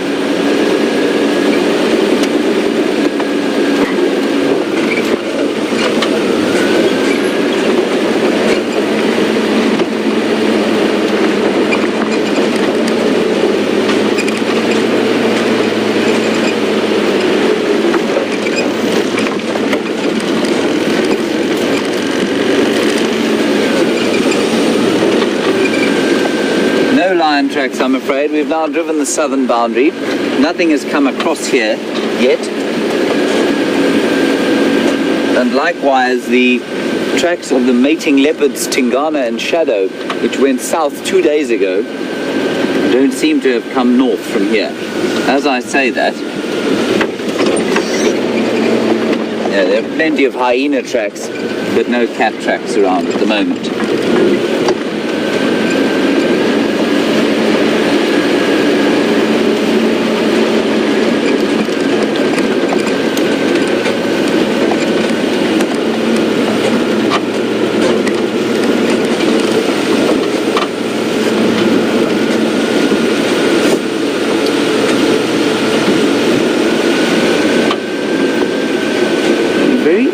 Update, I'm afraid I didn't catch the name, from somebody who says that Shadow has been seen mating with the Anderson male now. And that really is interesting. It's not unusual, because apparently before she had Sindile, she was mating with both of those two males as well. So not entirely unusual, and in fact not unusual for leopards to mate with more than one male during an estrus cycle.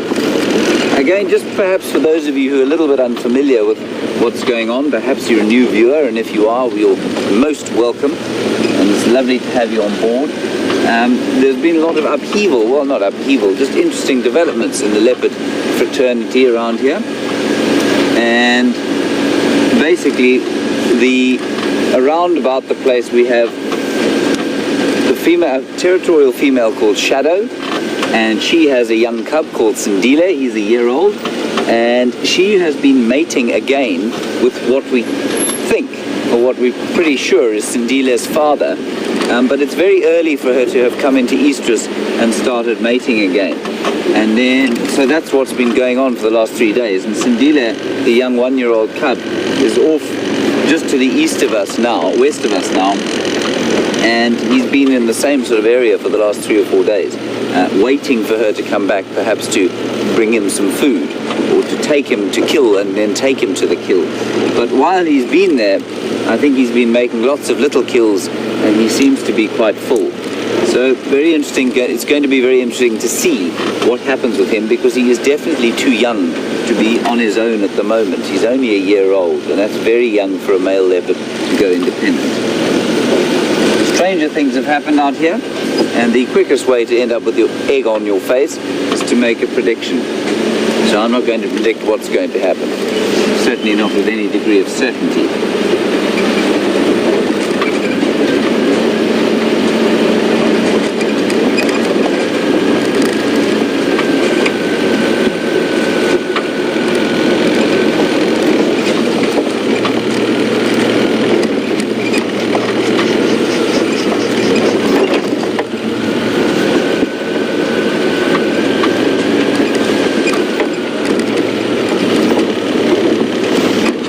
Listen to the radio, so I'm not speaking to you at the moment.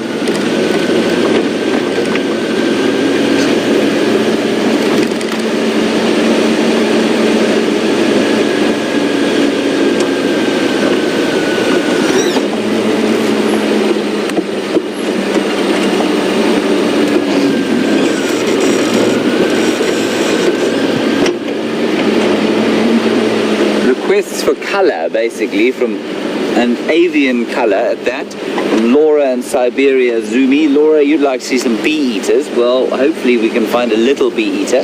They're the only ones that are around at the moment. And then Siberia, you want to see a sunbird. Well, I have been hearing sunbirds calling over the last few days as we go towards the springtime, and that we get a couple of different kinds of sunbirds. What I'm going to do is drive up to Treehouse Dam over here. We'll stop on the wall and I'll show you some of the pictures of those sunbirds. They're the equivalent of the sort of New World hummingbirds, if you like.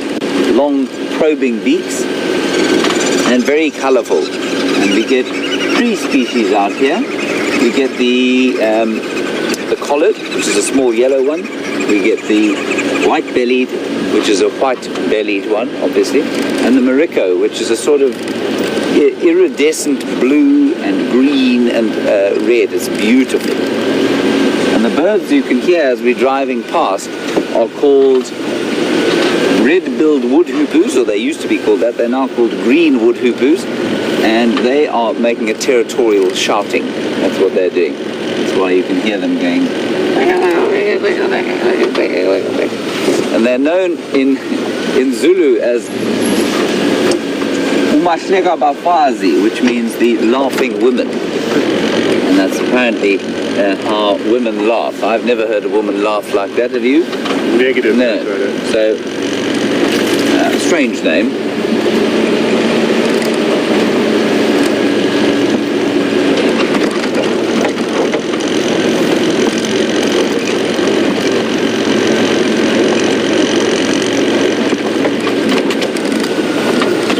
Buzzing noise.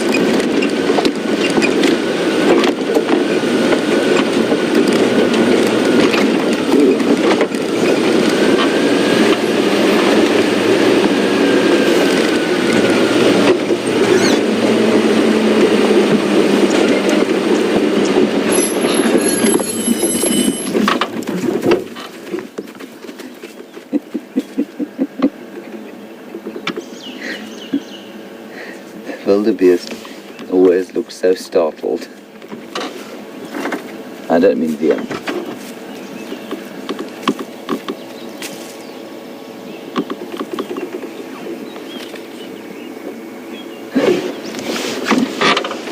As we came up to the waterhole, he was having a little drink, and then he attempted a sort of his own version of the Serengeti migration, and has now disappeared off behind us. There he goes.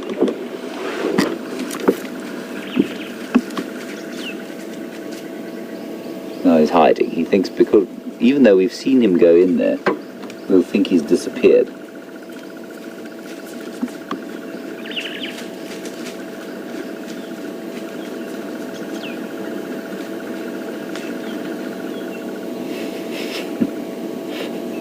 He's most alarmed by us. I don't think he's looking at anything other than us.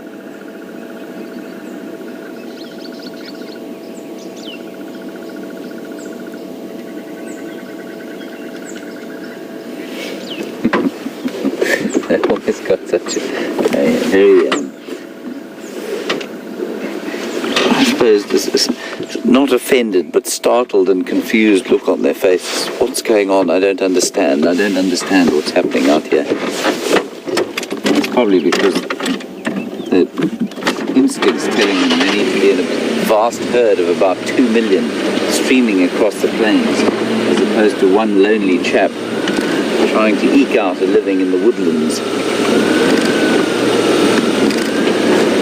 Right, well, Treehouse Dam has turned into something of a puddle. We'll stop here for a little while and see what we can hear and see.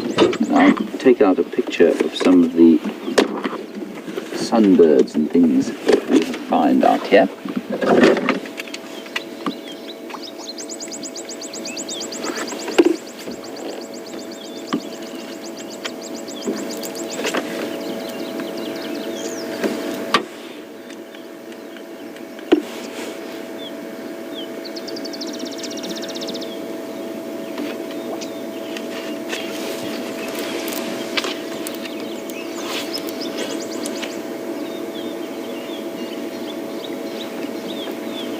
Comment from Anne, just while we're sitting here listening to the birds about mimics.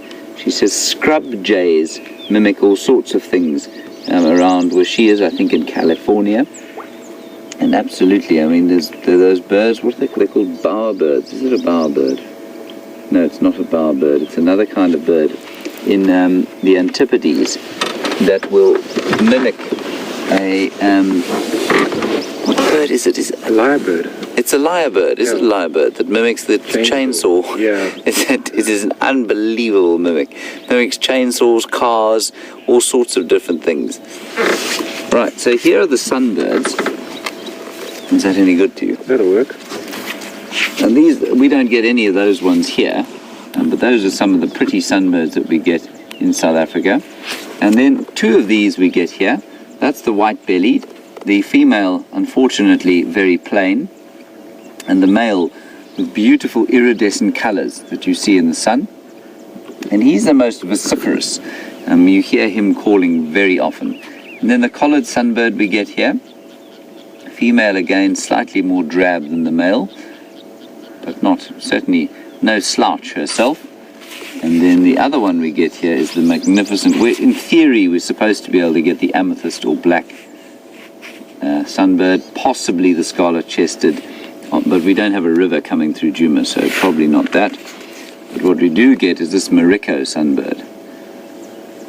Beautiful, he's a very large sunbird, and if you see him just flying past, he actually looks totally black, but in the light he's lovely iridescent green and blue and red. Beautiful bird. And those beaks, just like the hummingbirds, are designed in order for them to eat plant nectar. I lost my mind there for a second.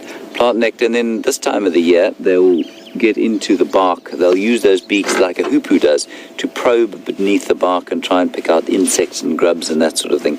Most birds, be they seed eaters, some of the raptors, be they probers like a hoopoe or nectar drinkers like sunbirds, will eat insects when they can, if they're the right size, and obviously if they're not toxic, because insects are such a rich source of fat and protein as well, but fat as well, which they need the fat to burn. They have extremely energy intense lives from the flying, and obviously they're just like us, they are endothermic. So they have to keep the temperature up, just like a mammal does. And that's not easy. There's one calling now. There. Yeah, here it comes. What a chance of that. Okay, well there you go. You got your white-bellied sunbird. Siberia, I hope you're happy with your sunbird. He is actually sitting there on the tree there. You won't pick up the colors from here, but that's him there sitting on the top of that marula tree there. You've got him there, Andy. I think so. It's just that he's the slightly thick bit of one of the twigs on the end there. There, lying off, gone. That was the white-bellied sunbird. Well, I'm glad we saw him. He didn't look quite as impressive as his picture as he flew over at about Mach 3, but I'm afraid that's how they go. But when they do sit still, they are magnificent to look at. Very nice.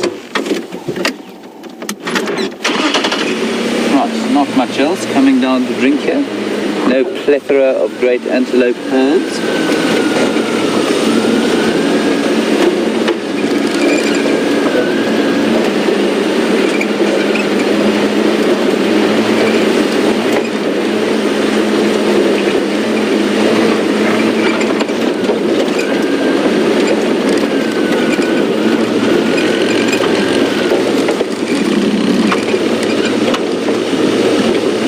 Likewise, no lion tracks. I've just had an update on the radio. It sounds like the Nkuhuma Pride is west of Arathusa. Now, for those of you who don't know, we traverse two properties, one called Juma, which is 900 hectares here, and then just to the west of us, 600 hectares of Arathusa. And the Nkuhuma Pride, which is our sort of mainstay of our lion viewing, is west of that again on Elephant Plains. They've killed a buffalo.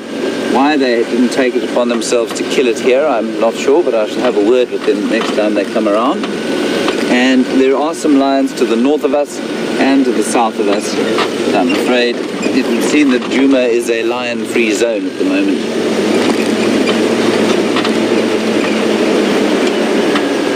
That said, there are tracks around the sort of our boundary with Arathusa and the northern reserve called Simbambili, and Brent is around there just trying to ascertain what's going on, but it does look like everything has gone west of where we are allowed to go, which is a bit sad. But it is a magnificent morning. We've seen some beautiful things, although not out of the sort of traditional high-profile game book.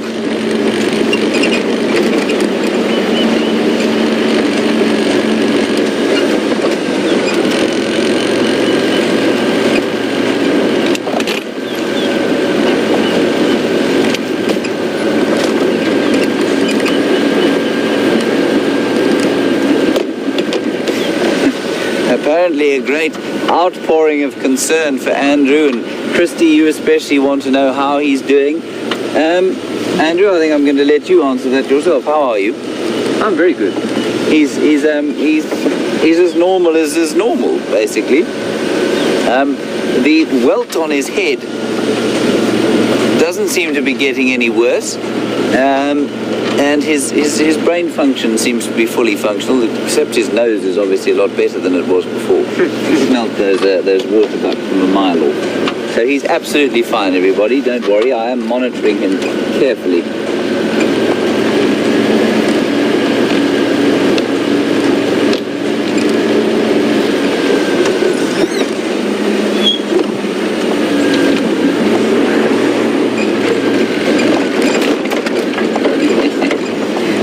Lovely question about whether the pole that Andrew had a fight with this morning is still standing.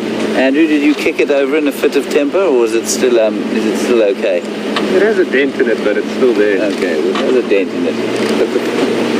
But I think the pole has 1 and Andrew has 0 on that score.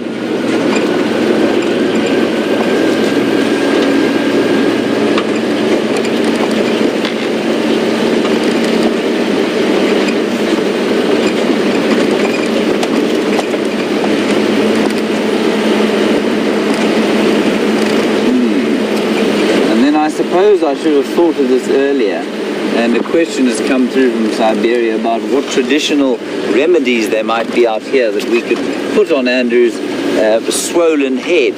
And I think there are a few things that you can use a poultice for. I'm going to do a little bit of research next time I'm off air. I have a book with me, and we'll find some kind of a plant that we can make a poultice from, and we shall apply it to Andrew's head so that the swelling may go down. Very good idea. Thank you, Siberia. I can't believe I didn't think of that.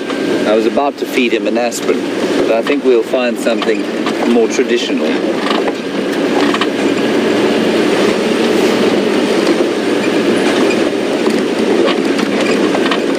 All right, we're going to head across to Brent and see how he's doing. He'll tell you about the lion tracks he's been listening to and hearing about, and I'll see you just a little bit later.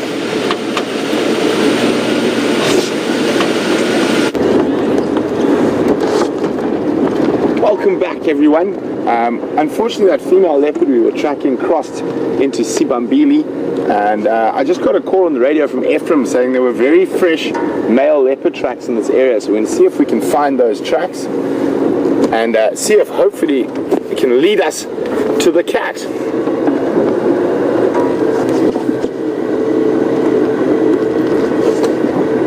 just to the eastern side of this little dip, Ephraim said he circled the last track, so just making sure there aren't any on this side.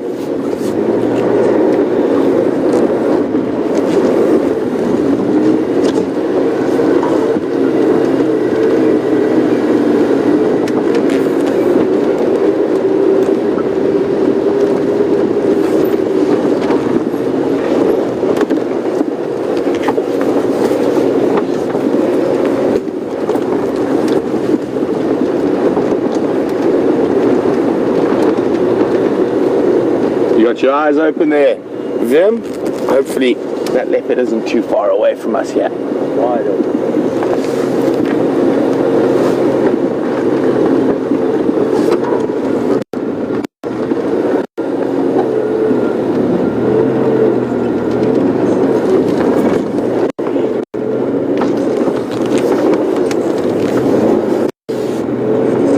Here we go. Got the leopard track. I don't drive off this little drift now. Yeah, you got it there, Bully. I'll show it to you.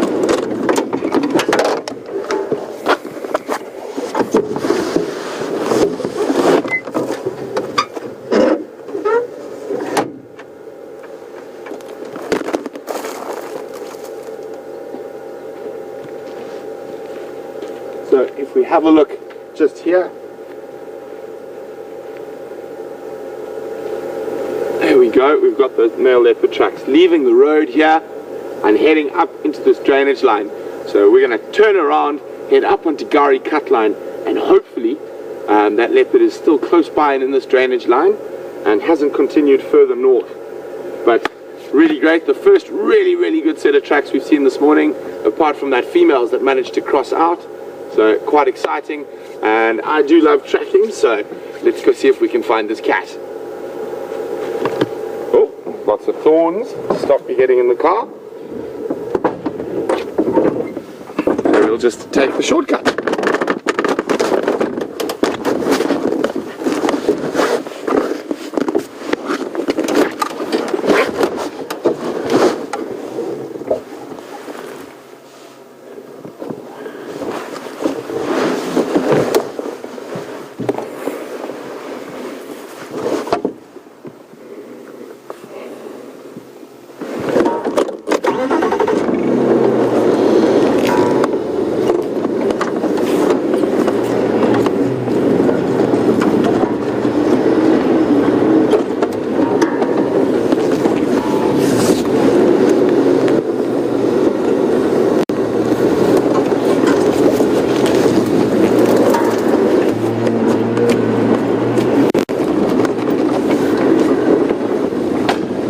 Maybe we're in serious luck and we can see that big, huge African ebony or jackalberry, and hopefully he's got some meat there. But every time we drive past that tree, all of us, cameramen, presenters, always check to see if there's possibly not a leopard in those shady branches.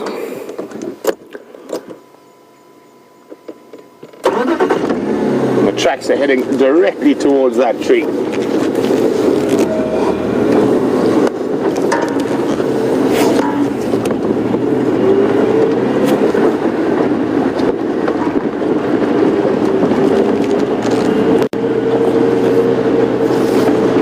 Just going to update the other game drive vehicles quickly. Nkonzo of that Wanunengwe cut northeast into the block from Giraffe Dip, up the drainage line. I'm following up.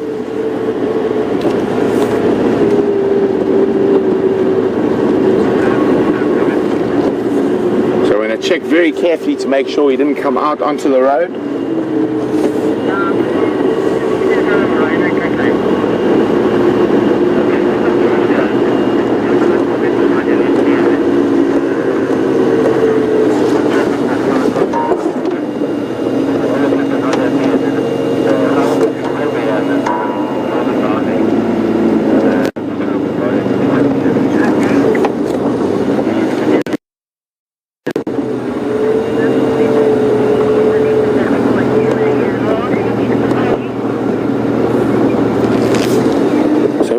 Whoopsie.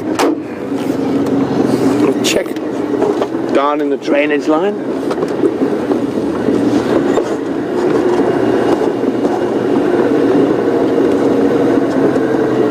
And almost no luck in this wonderfully large Jackalberry. I'm going to see if we can find those tracks again down in this little drainage line. And it is possible that this could have been the leopard that was spotted on the Djuma cam, but unlikely. Ephraim says these tracks have come all the way from the Torchwood boundary, so that's right down to the east. I'm quite sure you might have used one of these prominent game paths in this drainage line, so I'm going to go very slowly.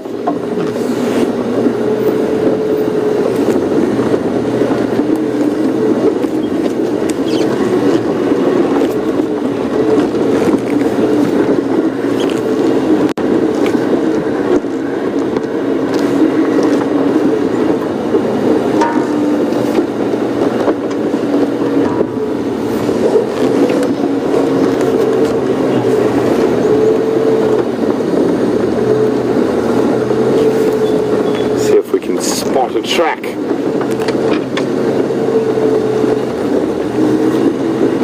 Anything on that game path there, Voldy?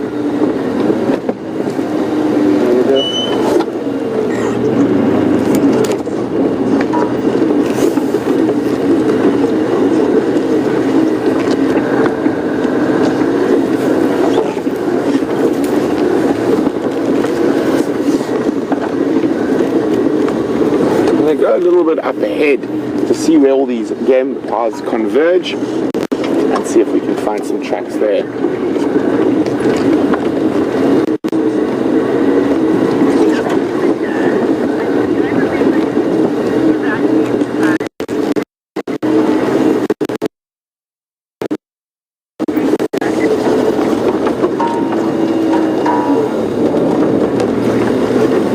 Chatting about leopards we're not sure about.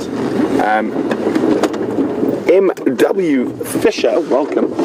Want to know if there's been any further updates on the leopard, that very unrelaxed, skittish male leopard that Andrew and I saw before I went on leave. As far as I know, he has been seen a few times to the north in Buffelshoek and hasn't made any forays down to Djuma again that we know about. But that is, he could have quite easily with us missing him. I'm going to have just a quick walk over this nice sandy patch here and check for tracks.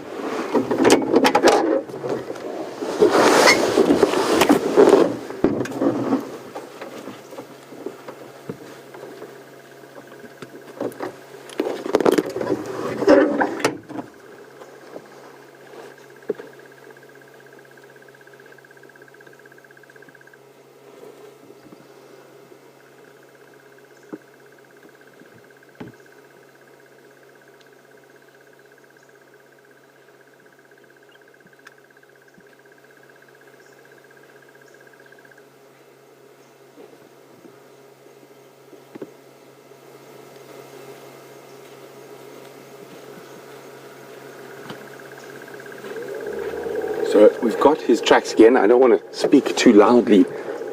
We think this animal is quite close. Unfortunately, it is heading towards the northern boundary. So what I'm going to do now is take a guess, and I'm going to loop around to the northern boundary, just double check the tracks haven't crossed there, and then work my way back south from there.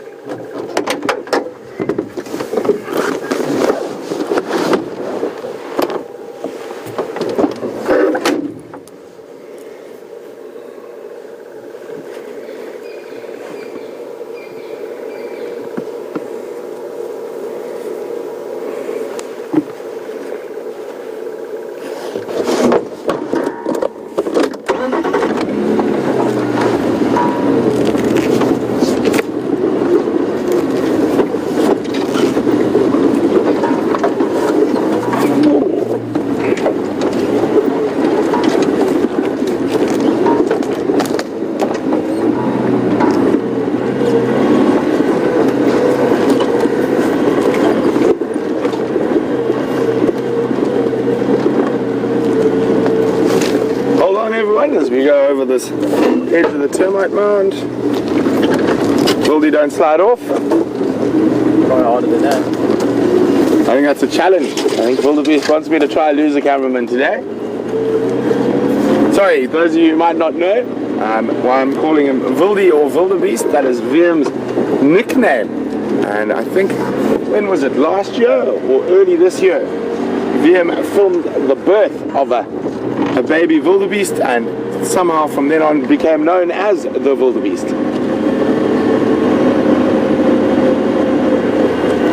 I'm just going to sit up a little bit here, and look down into this drainage line.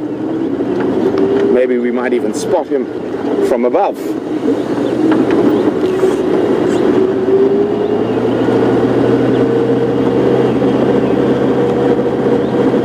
Also listening for any little birds, testiculars or things that might start alarm calling, giving away his presence. The one thing I am hoping is he hasn't taken one of the prominent game paths that go off into that very thick block.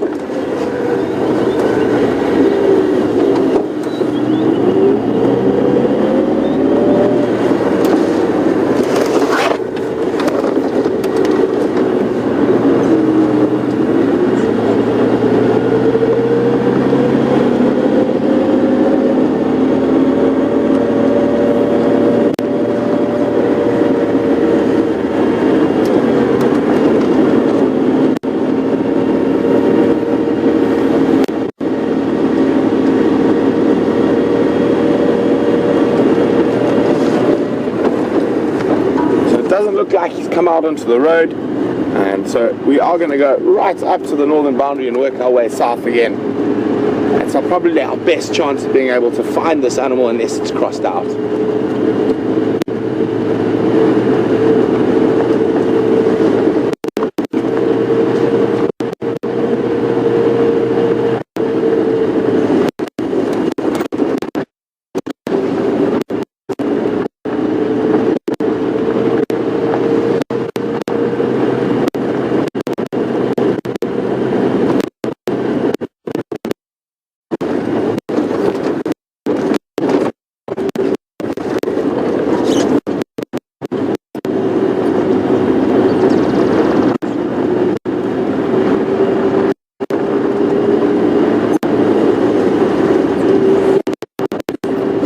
Very carefully to this drainage line as we head along it.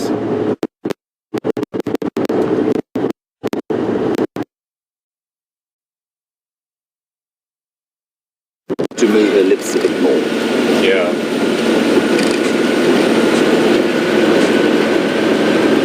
We will have to move her lips a little bit more. Hello, we are back, everybody. We were just talking about moving lips and speaking on the radio. But prior to that, I'm laughing because we suddenly became live, and I know that there's a delay on this vehicle, which means that what you're seeing now is 8 seconds before. It's 8 seconds after I'm saying it, which means that part of the conversation that we were having beforehand you will get. So I'm sorry about that. Luckily we didn't say anything too nasty. Whew. Quite lucky. While you were gone, I looked in this magnificent book here, which I'm not allowed, the brand of which I'm not allowed to show you. We looked in it to find a traditional remedy for Andrew's head problem, and we found one. Ziziphus mucronata, the common buffalo thorn, which we find all over the place. And we found one with some leaves on it. Andrew then had to chew the leaves and place the pulp upon his wound. And as we speak, he has a green line down the length of his wound. And I did tweet a picture of it, so go and have a look if you're on the tweet at #SafariLive. Or you can check out the Instagram. I don't know how you do that, to be honest, but I did post it on Instagram, James R.A. Hendry, if you want to see Andrew's poultice. I did threaten to film him, but he looked a little bit violent after that, so I stopped doing that and just took a picture with my telephone. So how's it feeling, Andrew? A little bit tingly. It's feeling tingly. Now that either means that it's healing, or that we have poisoned Andrew and he's going to have septicemia by the time we get home. The book did assure me, though, that it was a foolproof remedy. I'm quite lucky out here in the winter to find a Ziziphus with a few leaves left on it.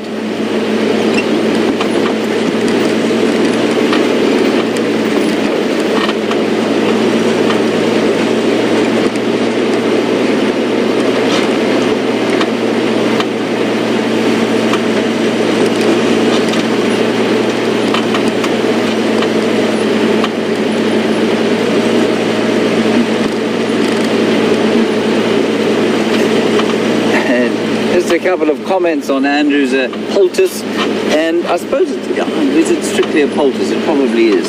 What's this? Andrew? Something has been violently ill on the ground here. Astralina, you're a bit worried about, I'm just going to reverse this so that we can get a picture of this, about whether the tannin will affect Andrew. Ziziphus is remarkably tannin free, and that's why it's kind of edible. Can you see that? Yeah. On the ground there appears to be a large bolus of something, which basically means something is vomited onto the ground. I'm just going to have a look.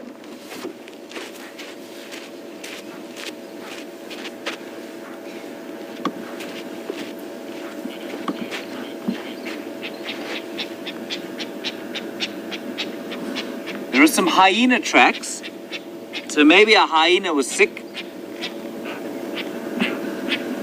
It's all fur and a little bit of bone.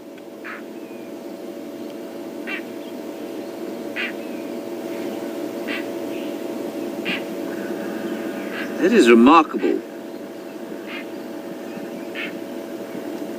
Looks like some sort of leg bone. Definitely a hyena. There are hyena tracks coming up and down the road, and an elephant track, but if this is what an elephant's eating, I don't want to meet this elephant. So quite interesting. I mean, normally I would have thought that the hyena would pass most of that through and actually be able to digest it, but perhaps it found just some skin and ate the skin, and the stomach couldn't contain it, and so it eventually just vomited up the last of the bones and a bit of that hair. There's lots and lots of hair there. Very interesting. Feeling quite queasy now.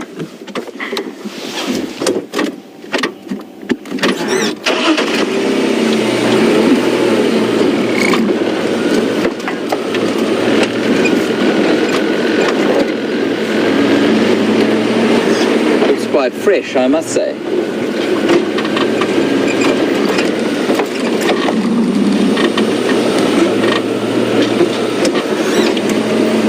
Andrew, oh no, don't worry about it. It was a rattling testicular.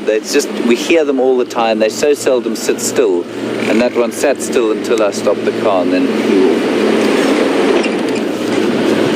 So often I talk about them, but it's almost impossible to show them.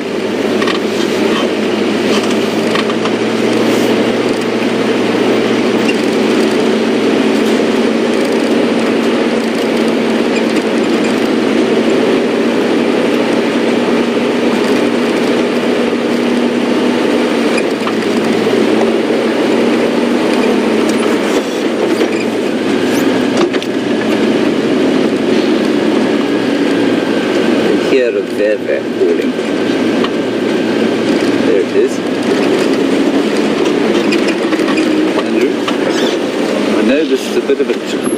Can you get onto that roller there? He's going to show us why he's called a roller now. That's what that is. Sorry, it's a very small bird, everybody. It's not a roller at all. There's a roller calling below it. Sorry, I'm just going to... I've lost my binoculars. I'm going to try and quickly have a look and see if I can tell you what that is.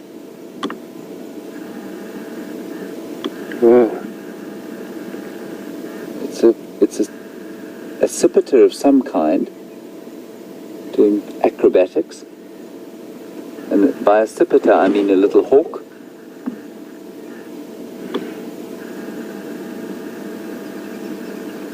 Wow, I wonder what... I really don't know which one it is.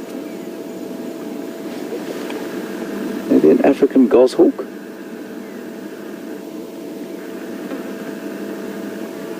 Beautiful.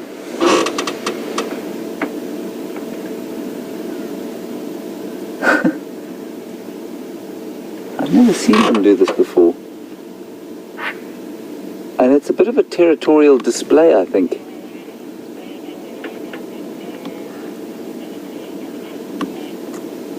Beautiful. Look at that. I think that's a territorial display, you know. I'm going to give you two options for what I think it could be. It might also be a dark chanting goshawk. In fact, let me just find the picture quickly. Dark chanting goshawk. That's that bird there. Although it looked a little pale to me to be a dark chanting goshawk, it did have that sort of blackness on the wings. I'm just going to read here. Yeah, doesn't say anything there, so that may be what it was. The other thing it could have been was the African goshawk. I'm just going to read there again.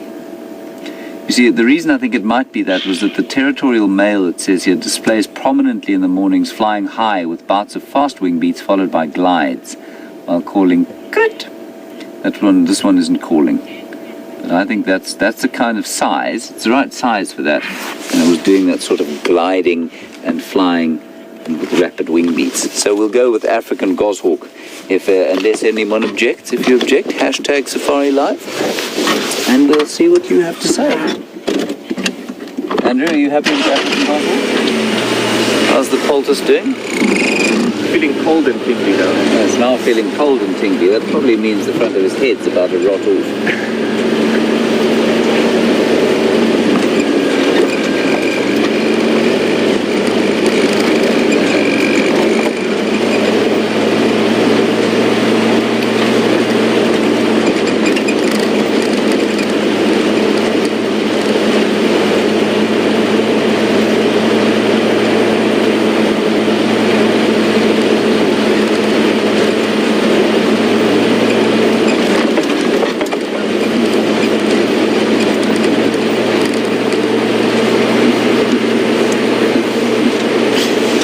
As we drive away from that mercifully odorless bolus vomit that we found on the road there, Marianne says she's feeling queasy. Well, so am I, Marianne. Might be having breakfast for a little while. And Astralina, you make the comment that perhaps it was the toupee from one of our wealthy guests that comes to frequent these areas. No, I think it was antelope hair. It didn't look to be of the same quality as toupee hair. Not that I know what toupee hair is. I'm certainly qualified to wear a toupee, given my lack of hair, but I've eschewed that and gone with the shaven and hat look.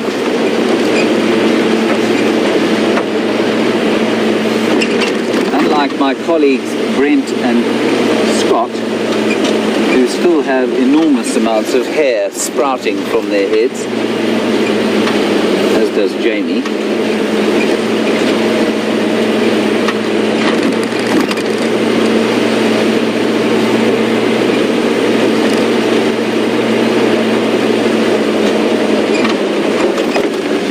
nice comment from Pretty Nightmare, who is complimenting Andrew on his bird shot.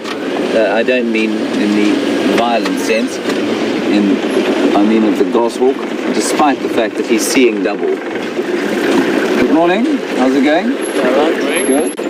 You seen anything of any worth? Just a little bit back, there's some in Garnerspur, but we don't know how old it is. All right. Yeah, Just they came about through here 100 2 days meters ago. Back, yeah. Yeah.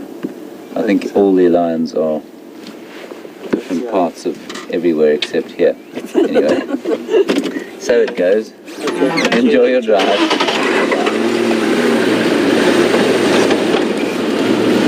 So that's one of the landowners from Buffels Hook. And Buffels Hook is the reserve just north of us, and lots of different landowners there. And very few of the lodges there are run commercially, so they come quite nice really if you can have that as your private hobby farm.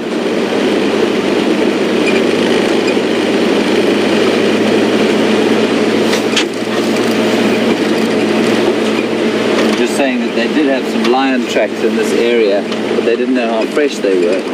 Well, this is where the Nkuhuma Pride was a few days ago.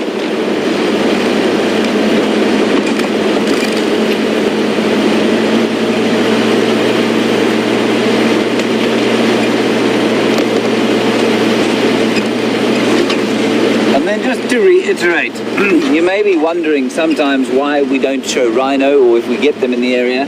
We do get them in the area. We don't show them their tracks or their middens or anything like that because of the poaching scourge that is currently really turning into something of a catastrophe in southern Africa at the moment. And while it's okay on the private reserves, we seem to be on top of the poaching problem. Certainly in the national parks is still an issue. So we don't want to create any kind of space where potential poachers could see where we have rhino, or if we have rhinos. Certainly not as many as there used to be around here. So that's why you don't see them on Wild Earth. Hopefully one day that will change.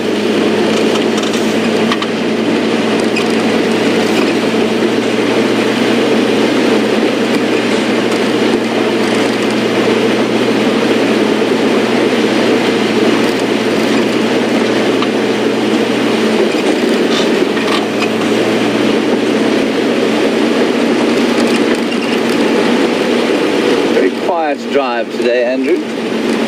Quiet but enjoyable. Enjoyable, yes, very much so.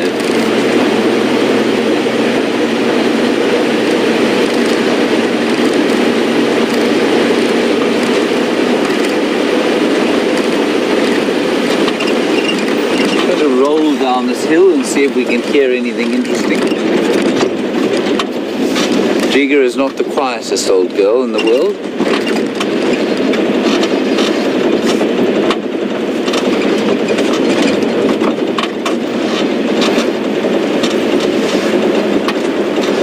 It always amazes me how used to the sound of the engine we do get. And then you turn it off and you realize how noisy they really are.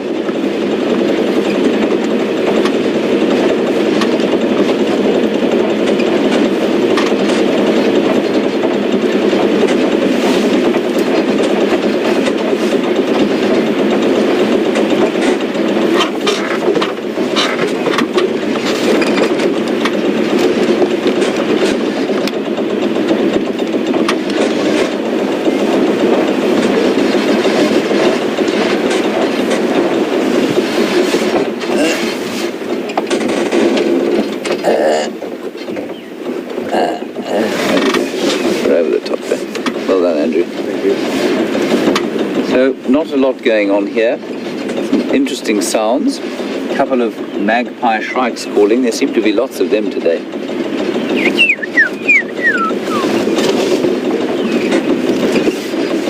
Let's just stop here.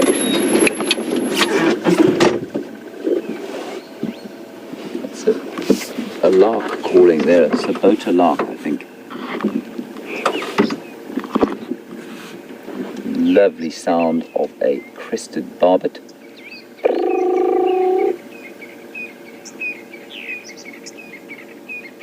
And a real francolin calling in the distance.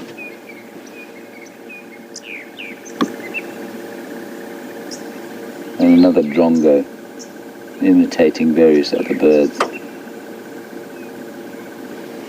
You're looking off to the east there. That's where the sun came up, obviously, because that's where the sun does come up, in the east. And on a good day, you can see off to the far end of Djuma. I mean, that is actually the far end of Djuma. That's probably Drakensberger Road, where we often stop and look at the sunset.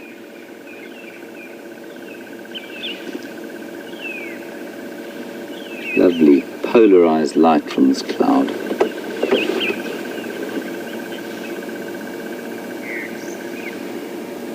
Brent is still on the trail of a leopard, so if anyone can find it, it will be him. So with any luck, Brent will have a leopard for you just now. Otherwise, we'll just continue driving through what is a very gorgeous and very peaceful morning. See what other little fun things we can find.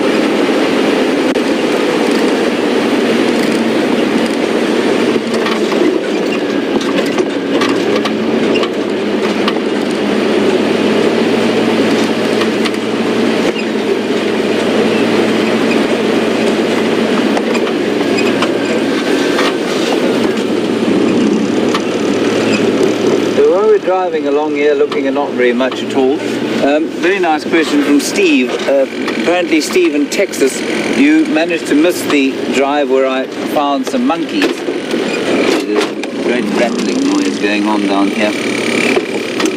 There's that, Andrew. Never mind. It's gone now. Steve, primates. You want to know if they're rare in South Africa? We do get primates here. There are two different kinds, or three different kinds that we get in this area. One of them, of course, is the vervet monkey, and that is quite common, you know. It's not uncommon at all. And then the other ones are the greater, or the thick-tailed bush baby and the lesser bush baby, they look like little lemurs, if you like. If you know what a lemur looks like. And they're a small, sort of, what we call a primitive primate, which means that they do share an evolutionary line with us, but many, many millions of years ago. And those are the three primate species that we get out here. In South Africa in general, the only other primate that we get is something called a Samango monkey. Oh, of course, we also get baboons. So there are four primates that we get out here. Baboons are the other obvious one that we do sometimes see out here. We don't seem to see them very often, though. I'm not sure why it is that baboons seem to be so rare in this area. In fact, we were having a discussion on it the other day. And there used to be a baboon troop quite regularly seen called the Gowrie Gang, which I think is an entirely appropriate name for a troop of baboons. They really are like a gang of criminals. But we don't see them, and we see them very infrequently. Some around Arathusa, and sometimes I see their tracks going into Torchwood. And otherwise, not a huge number of baboons. So those are the primate species that we get out here. Thanks, Steve. Good question. Far greater numbers of primates up into East Africa, and obviously in the rainforests of the Congo Basin, and around there you get the iconic gorillas and chimpanzees, the great apes.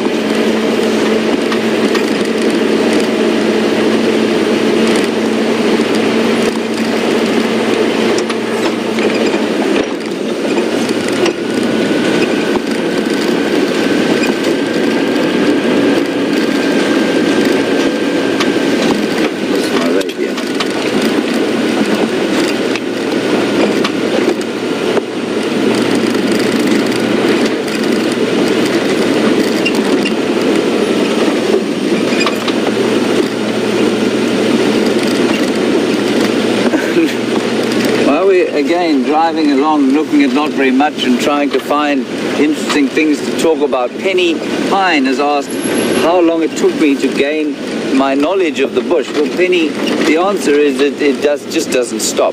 I'm constantly driving past things thinking, oh, I wonder what that is. Or I wonder what that could be used for.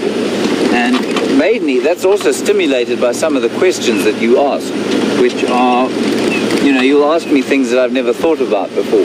So the answer, Penny, is that, I mean, if I was to give a linear answer, to be able to take a decent game drive for somebody, for an international tourist who doesn't know too much about the bush, I don't think it takes much longer if you've got half a brain than 6 months to learn how to do it.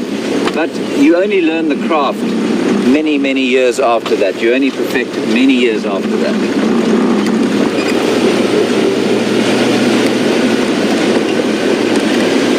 And what we're going to try and do now is go to the hyena den. I'm just not sure exactly where it is. So we're going to contact Brent and Steph, and they'll give me an idea. And let's go and see if we can't find some sort of hyena. I know it's very difficult to get in there in a vehicle, but Brent did manage it yesterday. That's not to say I will be able to manage it, because Brent can do things with a vehicle that, well, the less said about that, the better, I suppose.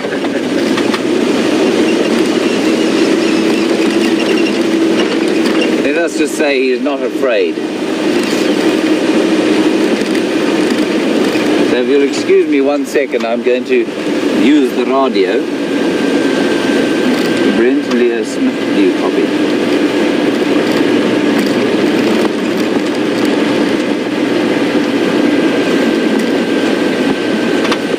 Brent Leo Smith, Scott or Steph, do you copy?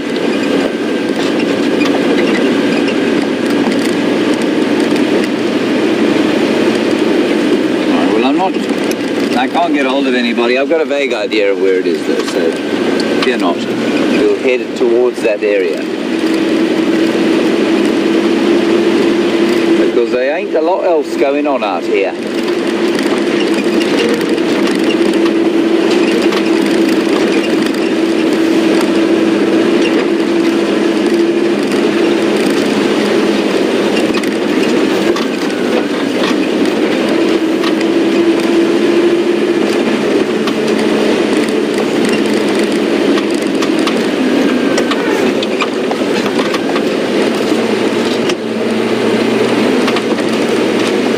To those of you who continue to watch the Djuma Dam cam, as it were, keeping an eye on the different goings on there, and apparently there's some nyala there. So if you're tired of looking at my ugly mug, perhaps switch over to that particular camera. Have a look there. The hyena den is not too far from here, so that's where we're going to try and go now. Brent is still on foot, tracking the leopard.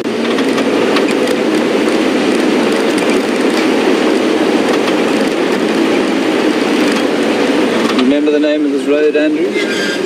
Aubrey? No. Gallagher shortcut, I hope. If it isn't, we're in trouble.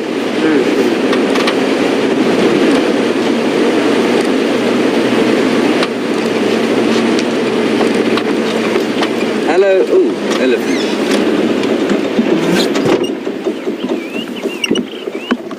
There's some elephants over there.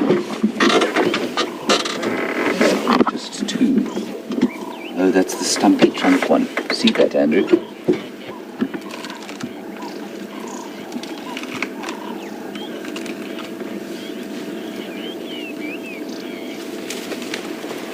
See, that's a stumpy-tailed, stumpy-trunked elephant.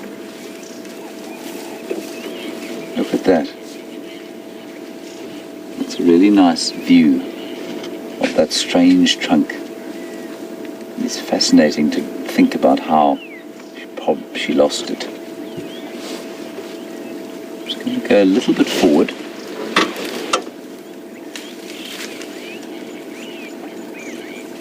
Very difficult, of course, for an elephant to survive on a trunk like that. Well, you'd think so, but obviously the trunk is healed. She seems to be doing absolutely fine. It's the same three that have been around here for the last week almost. And we're quite close to the Gari waterhole.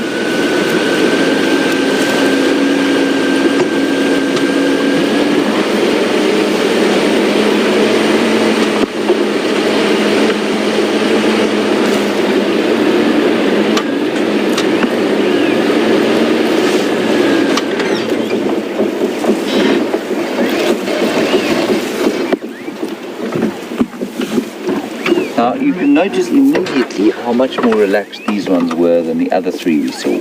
They're totally at peace.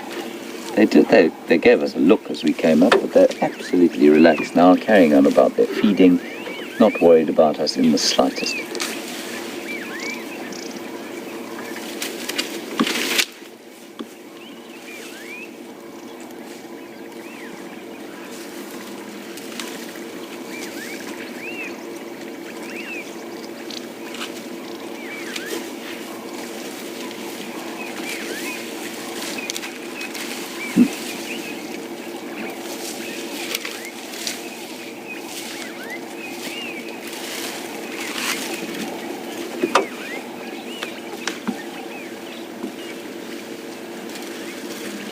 Sorry, I'm being quite silent for two reasons. One, that there's quite a lot going on the radio, and the other, that it's just very nice to listen to what's going on around us.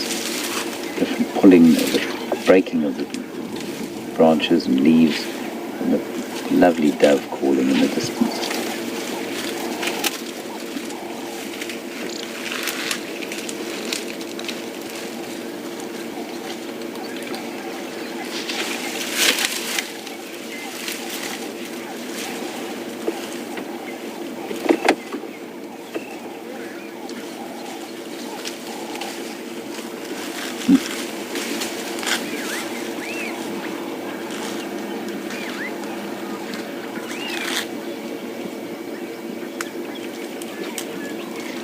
So Yvonne and Laura, two nice questions about the nutrient balance of elephants. Now, just as you asked that question, just look at this, how skinny that one at the back is there. They do struggle in winter. There's no question that things are a little tougher when the winter isn't here, at least when the rain isn't here, and they're having to eat trees and bark. And Yvonne, you asked the question about the inner bark, and surely the bulk isn't enough. And yeah, absolutely, they definitely eat, or they can certainly process less during the winter than they do in summertime. But they are remarkable in the way that they're able to make use of all sorts of different kinds of food sources. So the main thing that they're eating now, Yvonne, as you point out correctly, is inner bark. So they're biting off trees. You can see them chewing there. That one's actually chewing a guarri bush, which is very unusual. That means things are really getting quite tough. If she's eating guarri, it means that, there's not a lot else to eat. But that inner bark basically is the vascular tissue of the plant, and it's where the plant's nutrients are kept, and it tends to be the most nutritious part of the twigs and sticks that are eaten. But absolutely, the bulk is difficult to keep up, and they definitely lose weight during the winter time. And some of these elephants are starting to look a little bit skinny, especially some of the pregnant females. They are starting to show signs of, I wouldn't say nutrient stress, but they're certainly skinnier than they might be at other times of the year. And then just to answer a question that came all the way from Niagara Falls, perhaps where there's always a lot of water. While we're looking at these elephants, other large grey animals, hippos, you want to know where they go, when the water dries out. Well, the answer is that they find other water, basically. And there's a huge river to the south of us called the Sand River, and it very, very, very seldom dries out completely. And then even further south of that is the Sabi River, and hippo will simply travel. They can walk big distances, they know where the water is, and they'll just travel down to the water wherever it happens to be. And yes, there'll be a lot more conflict when there isn't water around, or when the water is more sparse, because the territorial bulls will start to fight over water. I'll sneak a little bit forward here. I don't want to spend too long here. I would like to try and find that hyena den. You can can just see the elephants there eating that inner bark, or trying to eat the inner bark. We'll just see if this one picks off a piece of tree and tries to eat the inner bark.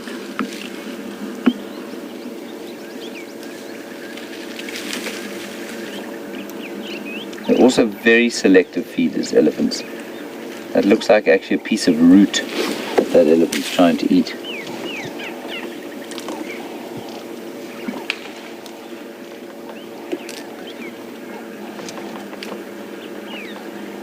And then we have been seeing these 3 elephants for the last sort of week or so on their own. And Emily, on Twitter, you'd like to know, but why is that? Why are they on their own, and is it normal? It's not abnormal, but it's not that usual to find 3 of them. I've seen that stumpy trunked one in a bigger herd than this. She's often with that herd that has the wrinkly bottomed young calf who stands on his back legs for us. I've definitely seen her in that herd, and why they should have separated from the herd, I'm not really sure, other than to say that they're all kind of, well, the one isn't a teenager age at all. The 2 of them are quite teenagerish, and maybe they just want to hang around the water. They're quite close to the water, and there's 3 of them, there's enough for the 3 of them to eat around here, and so maybe their little herd is happy to just hang around here. Elephant herds are not sort of strict arrangements at all. They're quite fluid, so they don't necessarily always hang around in the same herd, and herds will come together and split up.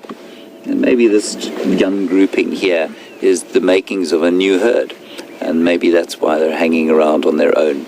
I think they're around this area, though, mainly for the water. Water is the limiting factor in the winter for just about all the animals, but especially elephants, which have to drink so often. Right, let us head up the road here and see if we can't find the hyena den.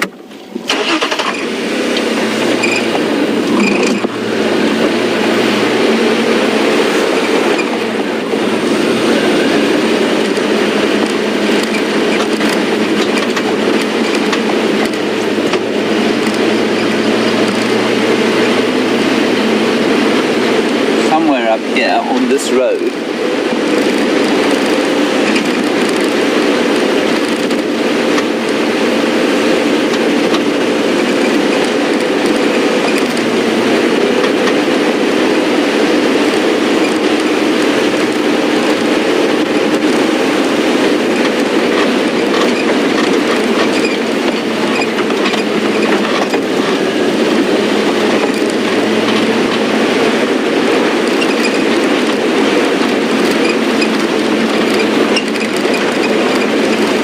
Steph managed to find the hyena here somewhere yesterday with Vilm in tow, and I did see tracks. We went up this road this morning and I did see tracks going off, so I'm hoping we'll be able to find it.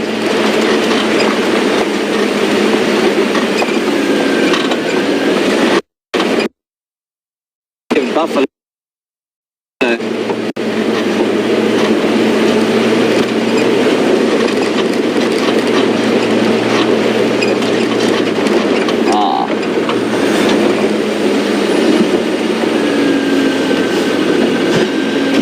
Try this. Some evidence. I'll try and get hold of Brent now. He's back on. Brent, you copy?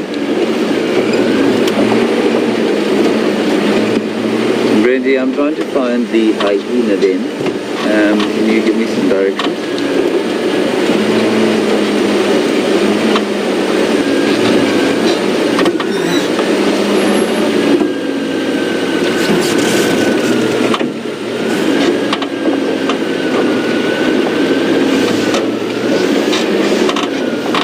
Right, I think we're in the right place. He says just north of the first drainage line, which is where we are. And he said he left a guarri branch on the road.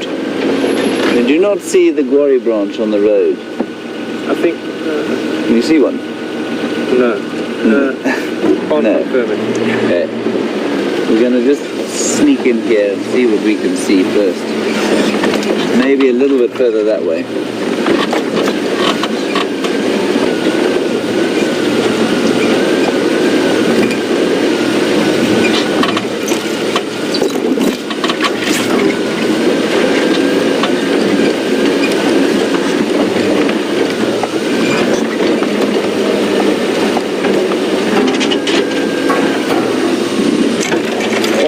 sir? All good.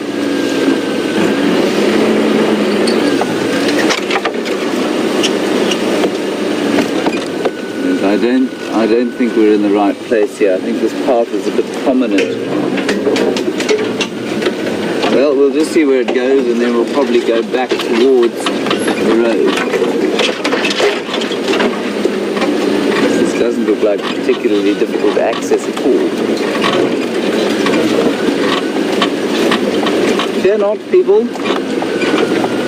Andrew, how's your head? Feeling good. Feeling good? Tingling still? No, tingling stop. Tingling has stopped. Good. Do you still have the poultice on? He does. People, I wish you could see Andrew's face right now. It is quite remarkable. We're going to turn around here. I think I'm in the wrong place, unfortunately. I think it's further over the hill. There were some definite vehicle tracks coming in here.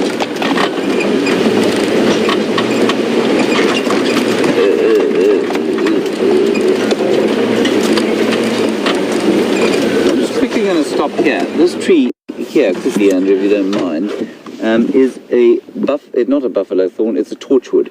And so often we just see the huge, beautiful trees that they are, but they grow up like this, and this given rise to their other name, the green thorn. And this is what the leaves look like. They have photosynthetic stems. That's why they're green like that. So the whole plant produces carbohydrates for the rest of the tree. It's not just the leaves, but the stems are also photosynthetic. You can see they're green, carrying chlorophyll. Right, just a quick aside, cameo for the green thorn, and we carry on to the hyena with any luck.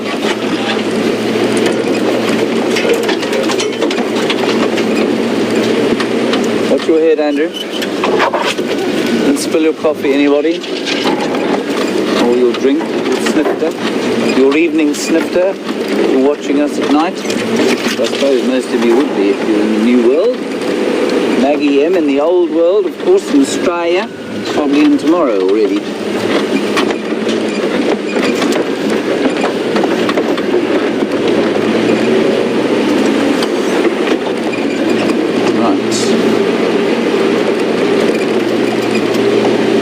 Going in the entirely wrong direction, but I don't think I am.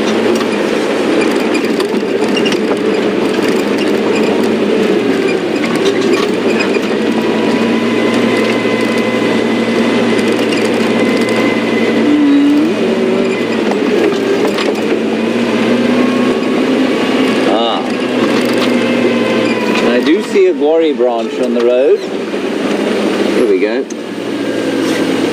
Okay, this is it, everybody. Hold on tight. Take your dentures out.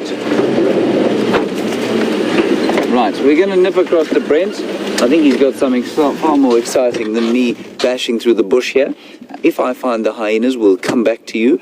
But otherwise, go to Brent and enjoy what he has managed to find.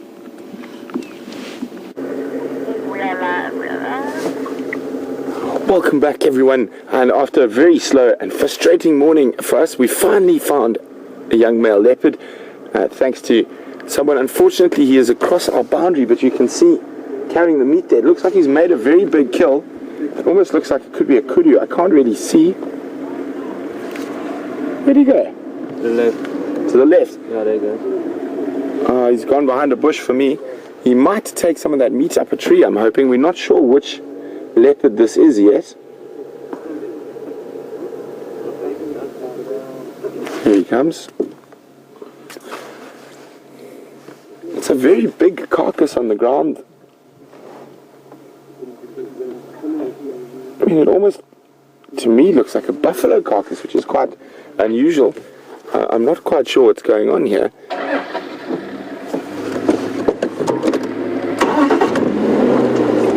We'll have a look at the main piece of the carcass shortly. We're going to stick with him. As I said, unfortunately, he's just across our boundary. But we will stay with him.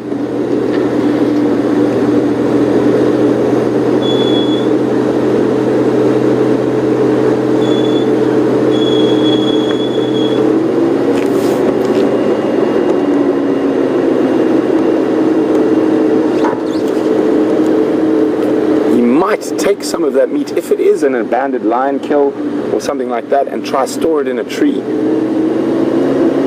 We'll go back to try to figure out what the carcass is shortly.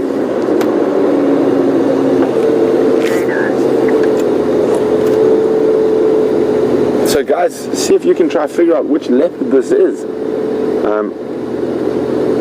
It's definitely a young male, but who exactly, I'm not sure.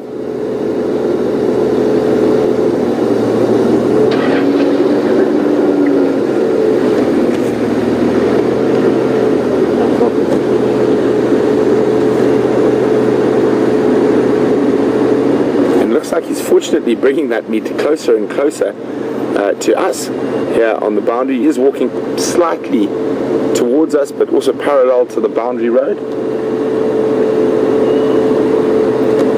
And I think he's quite worried that hyenas might get into this situation. It is a very big piece of meat. Try to see what piece of meat it is now.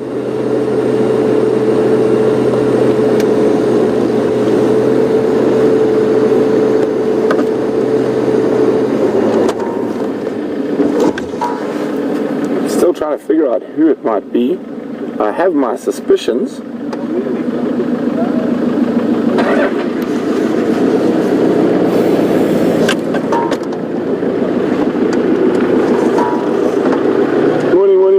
Morning.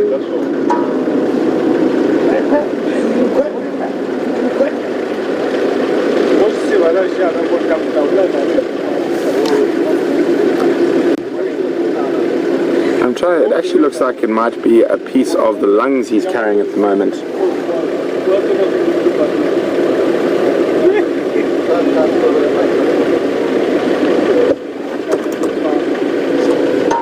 Unfortunately, there's a bit of a traffic jam on the road ahead of us. There we go, up the tree. So I said he might be taking pieces of that meat to store. And very fortunately for us, it's right on our boundary.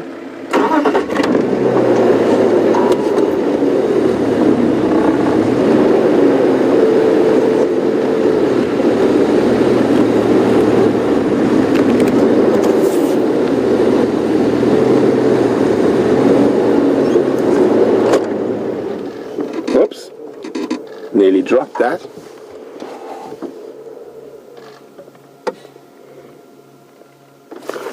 Maybe we can figure out who it is now that he's not moving as much.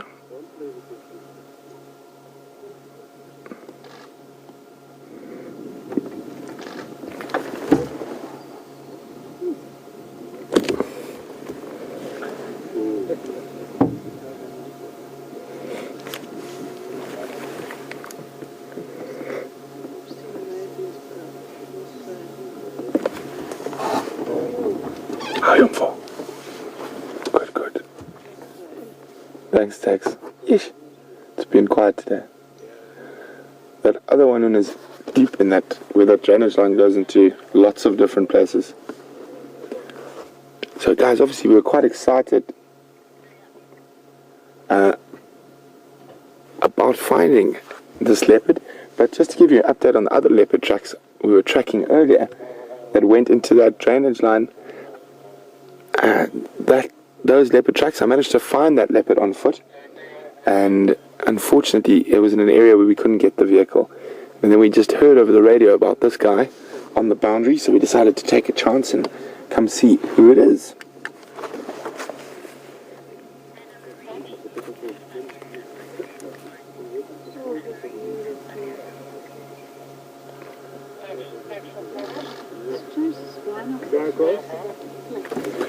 So a few people seem to think this is the quarantine young male, one of Karula's last litter. I'm not 100% sure yet, but Anna-Marie and Siberia seem to think it's quarantine.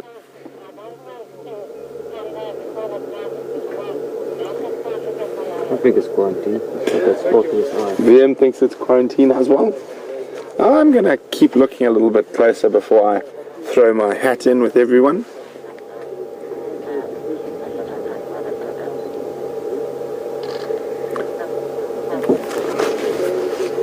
Okay, he's going to come down. He might go try to fetch another piece of meat. And I just heard a vulture land on that carcass on the ground, so he might be going to try chase the vulture off.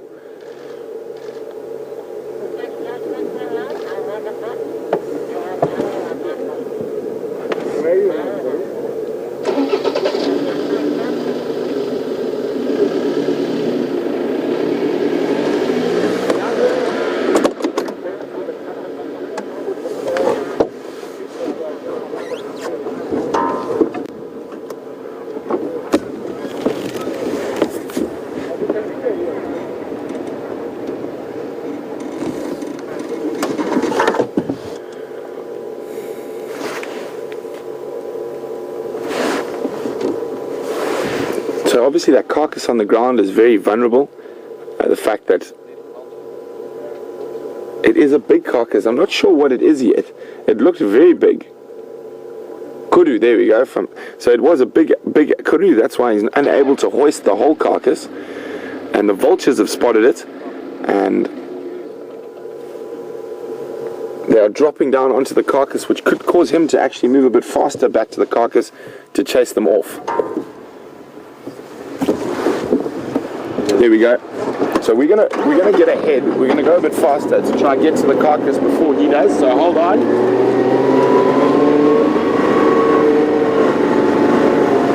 See it yet, Tim? There we go. The vulture's on the ground there. He's running at full speed now. Sorry guys, I'm just gonna try and get there. He might surprise a vulture on the ground. Right, they've seen him coming. You can see the vultures all disappearing. And he's charged in to chase the vultures off the carcass, and he's now slowed down to a walk again now that the vultures all disappeared.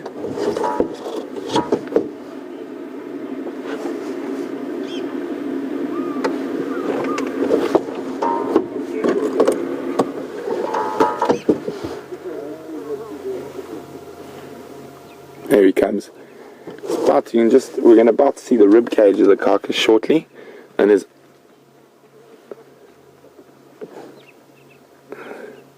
I think he's going to have a constant battle today trying to keep the vultures off the carcass. He's lying down. Behind that bush. Behind the bush.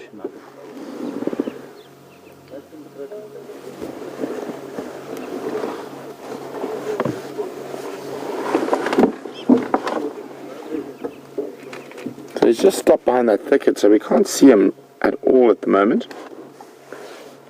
Just waiting for him to either come back to the carcass, and you can see that red. There we go. Vim's going to zoom in a little bit for you there. Unfortunately, it is quite far in the other side, and he might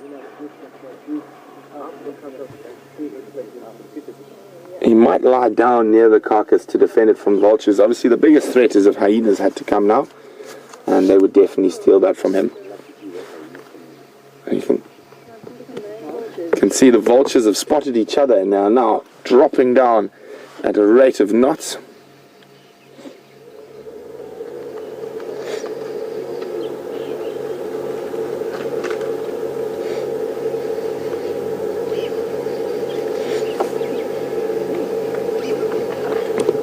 So I can see there's 3 there, 4, 5 and other trees, and I can still see a few more coming in.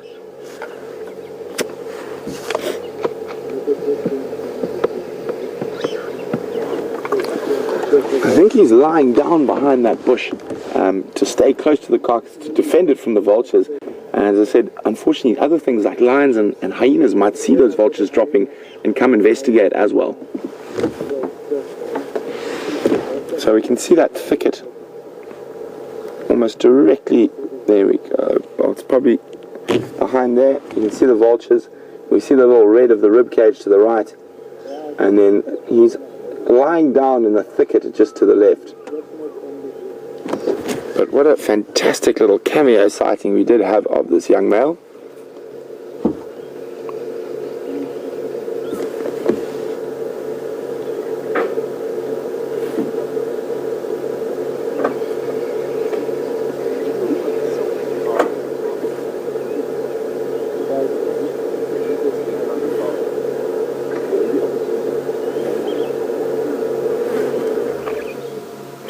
Doesn't look like he's going to pop out just yet, but what a fantastic way to end this sunrise safari with a male leopard. And it's been a really frustrating day for Liam and myself when we tracked the female leopard and she left.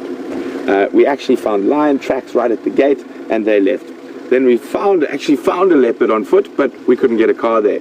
So really nice after quite a frustrating morning to be able to end off with such a fantastic sighting. Lovely having him climb up the tree next to us. I'm still not 100% sure which leopard this is, but I think you guys are right. It probably is Quarantine, and which makes me think the other young male leopard we found on foot could be Kunuma, very close to the Gowrie Dam. So hopefully he'll decide to pop out from that myriad of little drainage lines into the open. So keep an eye on the Djuma Dam cam during the day. There's a good chance he might pop down there for a drink. I'm going to try and move a little bit to see if we can maybe catch a rosette or two through the trees.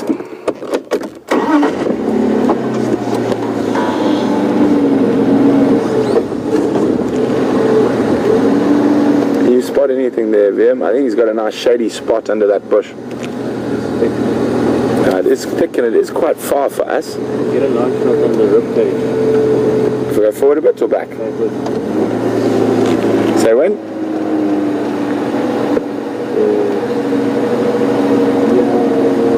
A bit more? Get a little bit forward again. If we go a little bit forward, I've got a window through here. There? Now, drop it. Take the monitor.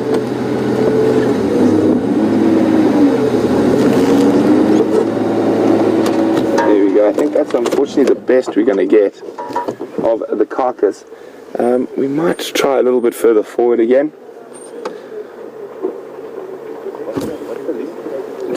The link is either wildearth.tv or wildsafariLive.com.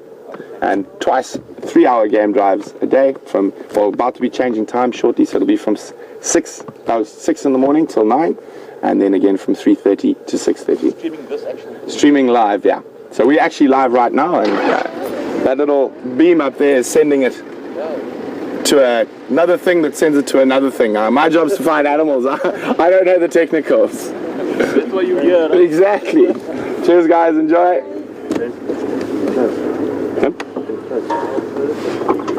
So, guys, thanks very much for joining us. Of course, there's a bit of traffic that's coming along here. It's been wonderful having you on safari with us, and we really do appreciate all your questions and our regular viewers. And if there are any new viewers, welcome. So hopefully, I'm sure either Scott or James will definitely come follow up on this leopard on the Sunset Safari. I'll be out tracking. So have a wonderful day or evening, wherever you might be in the world, and we will see you soon. Cheers.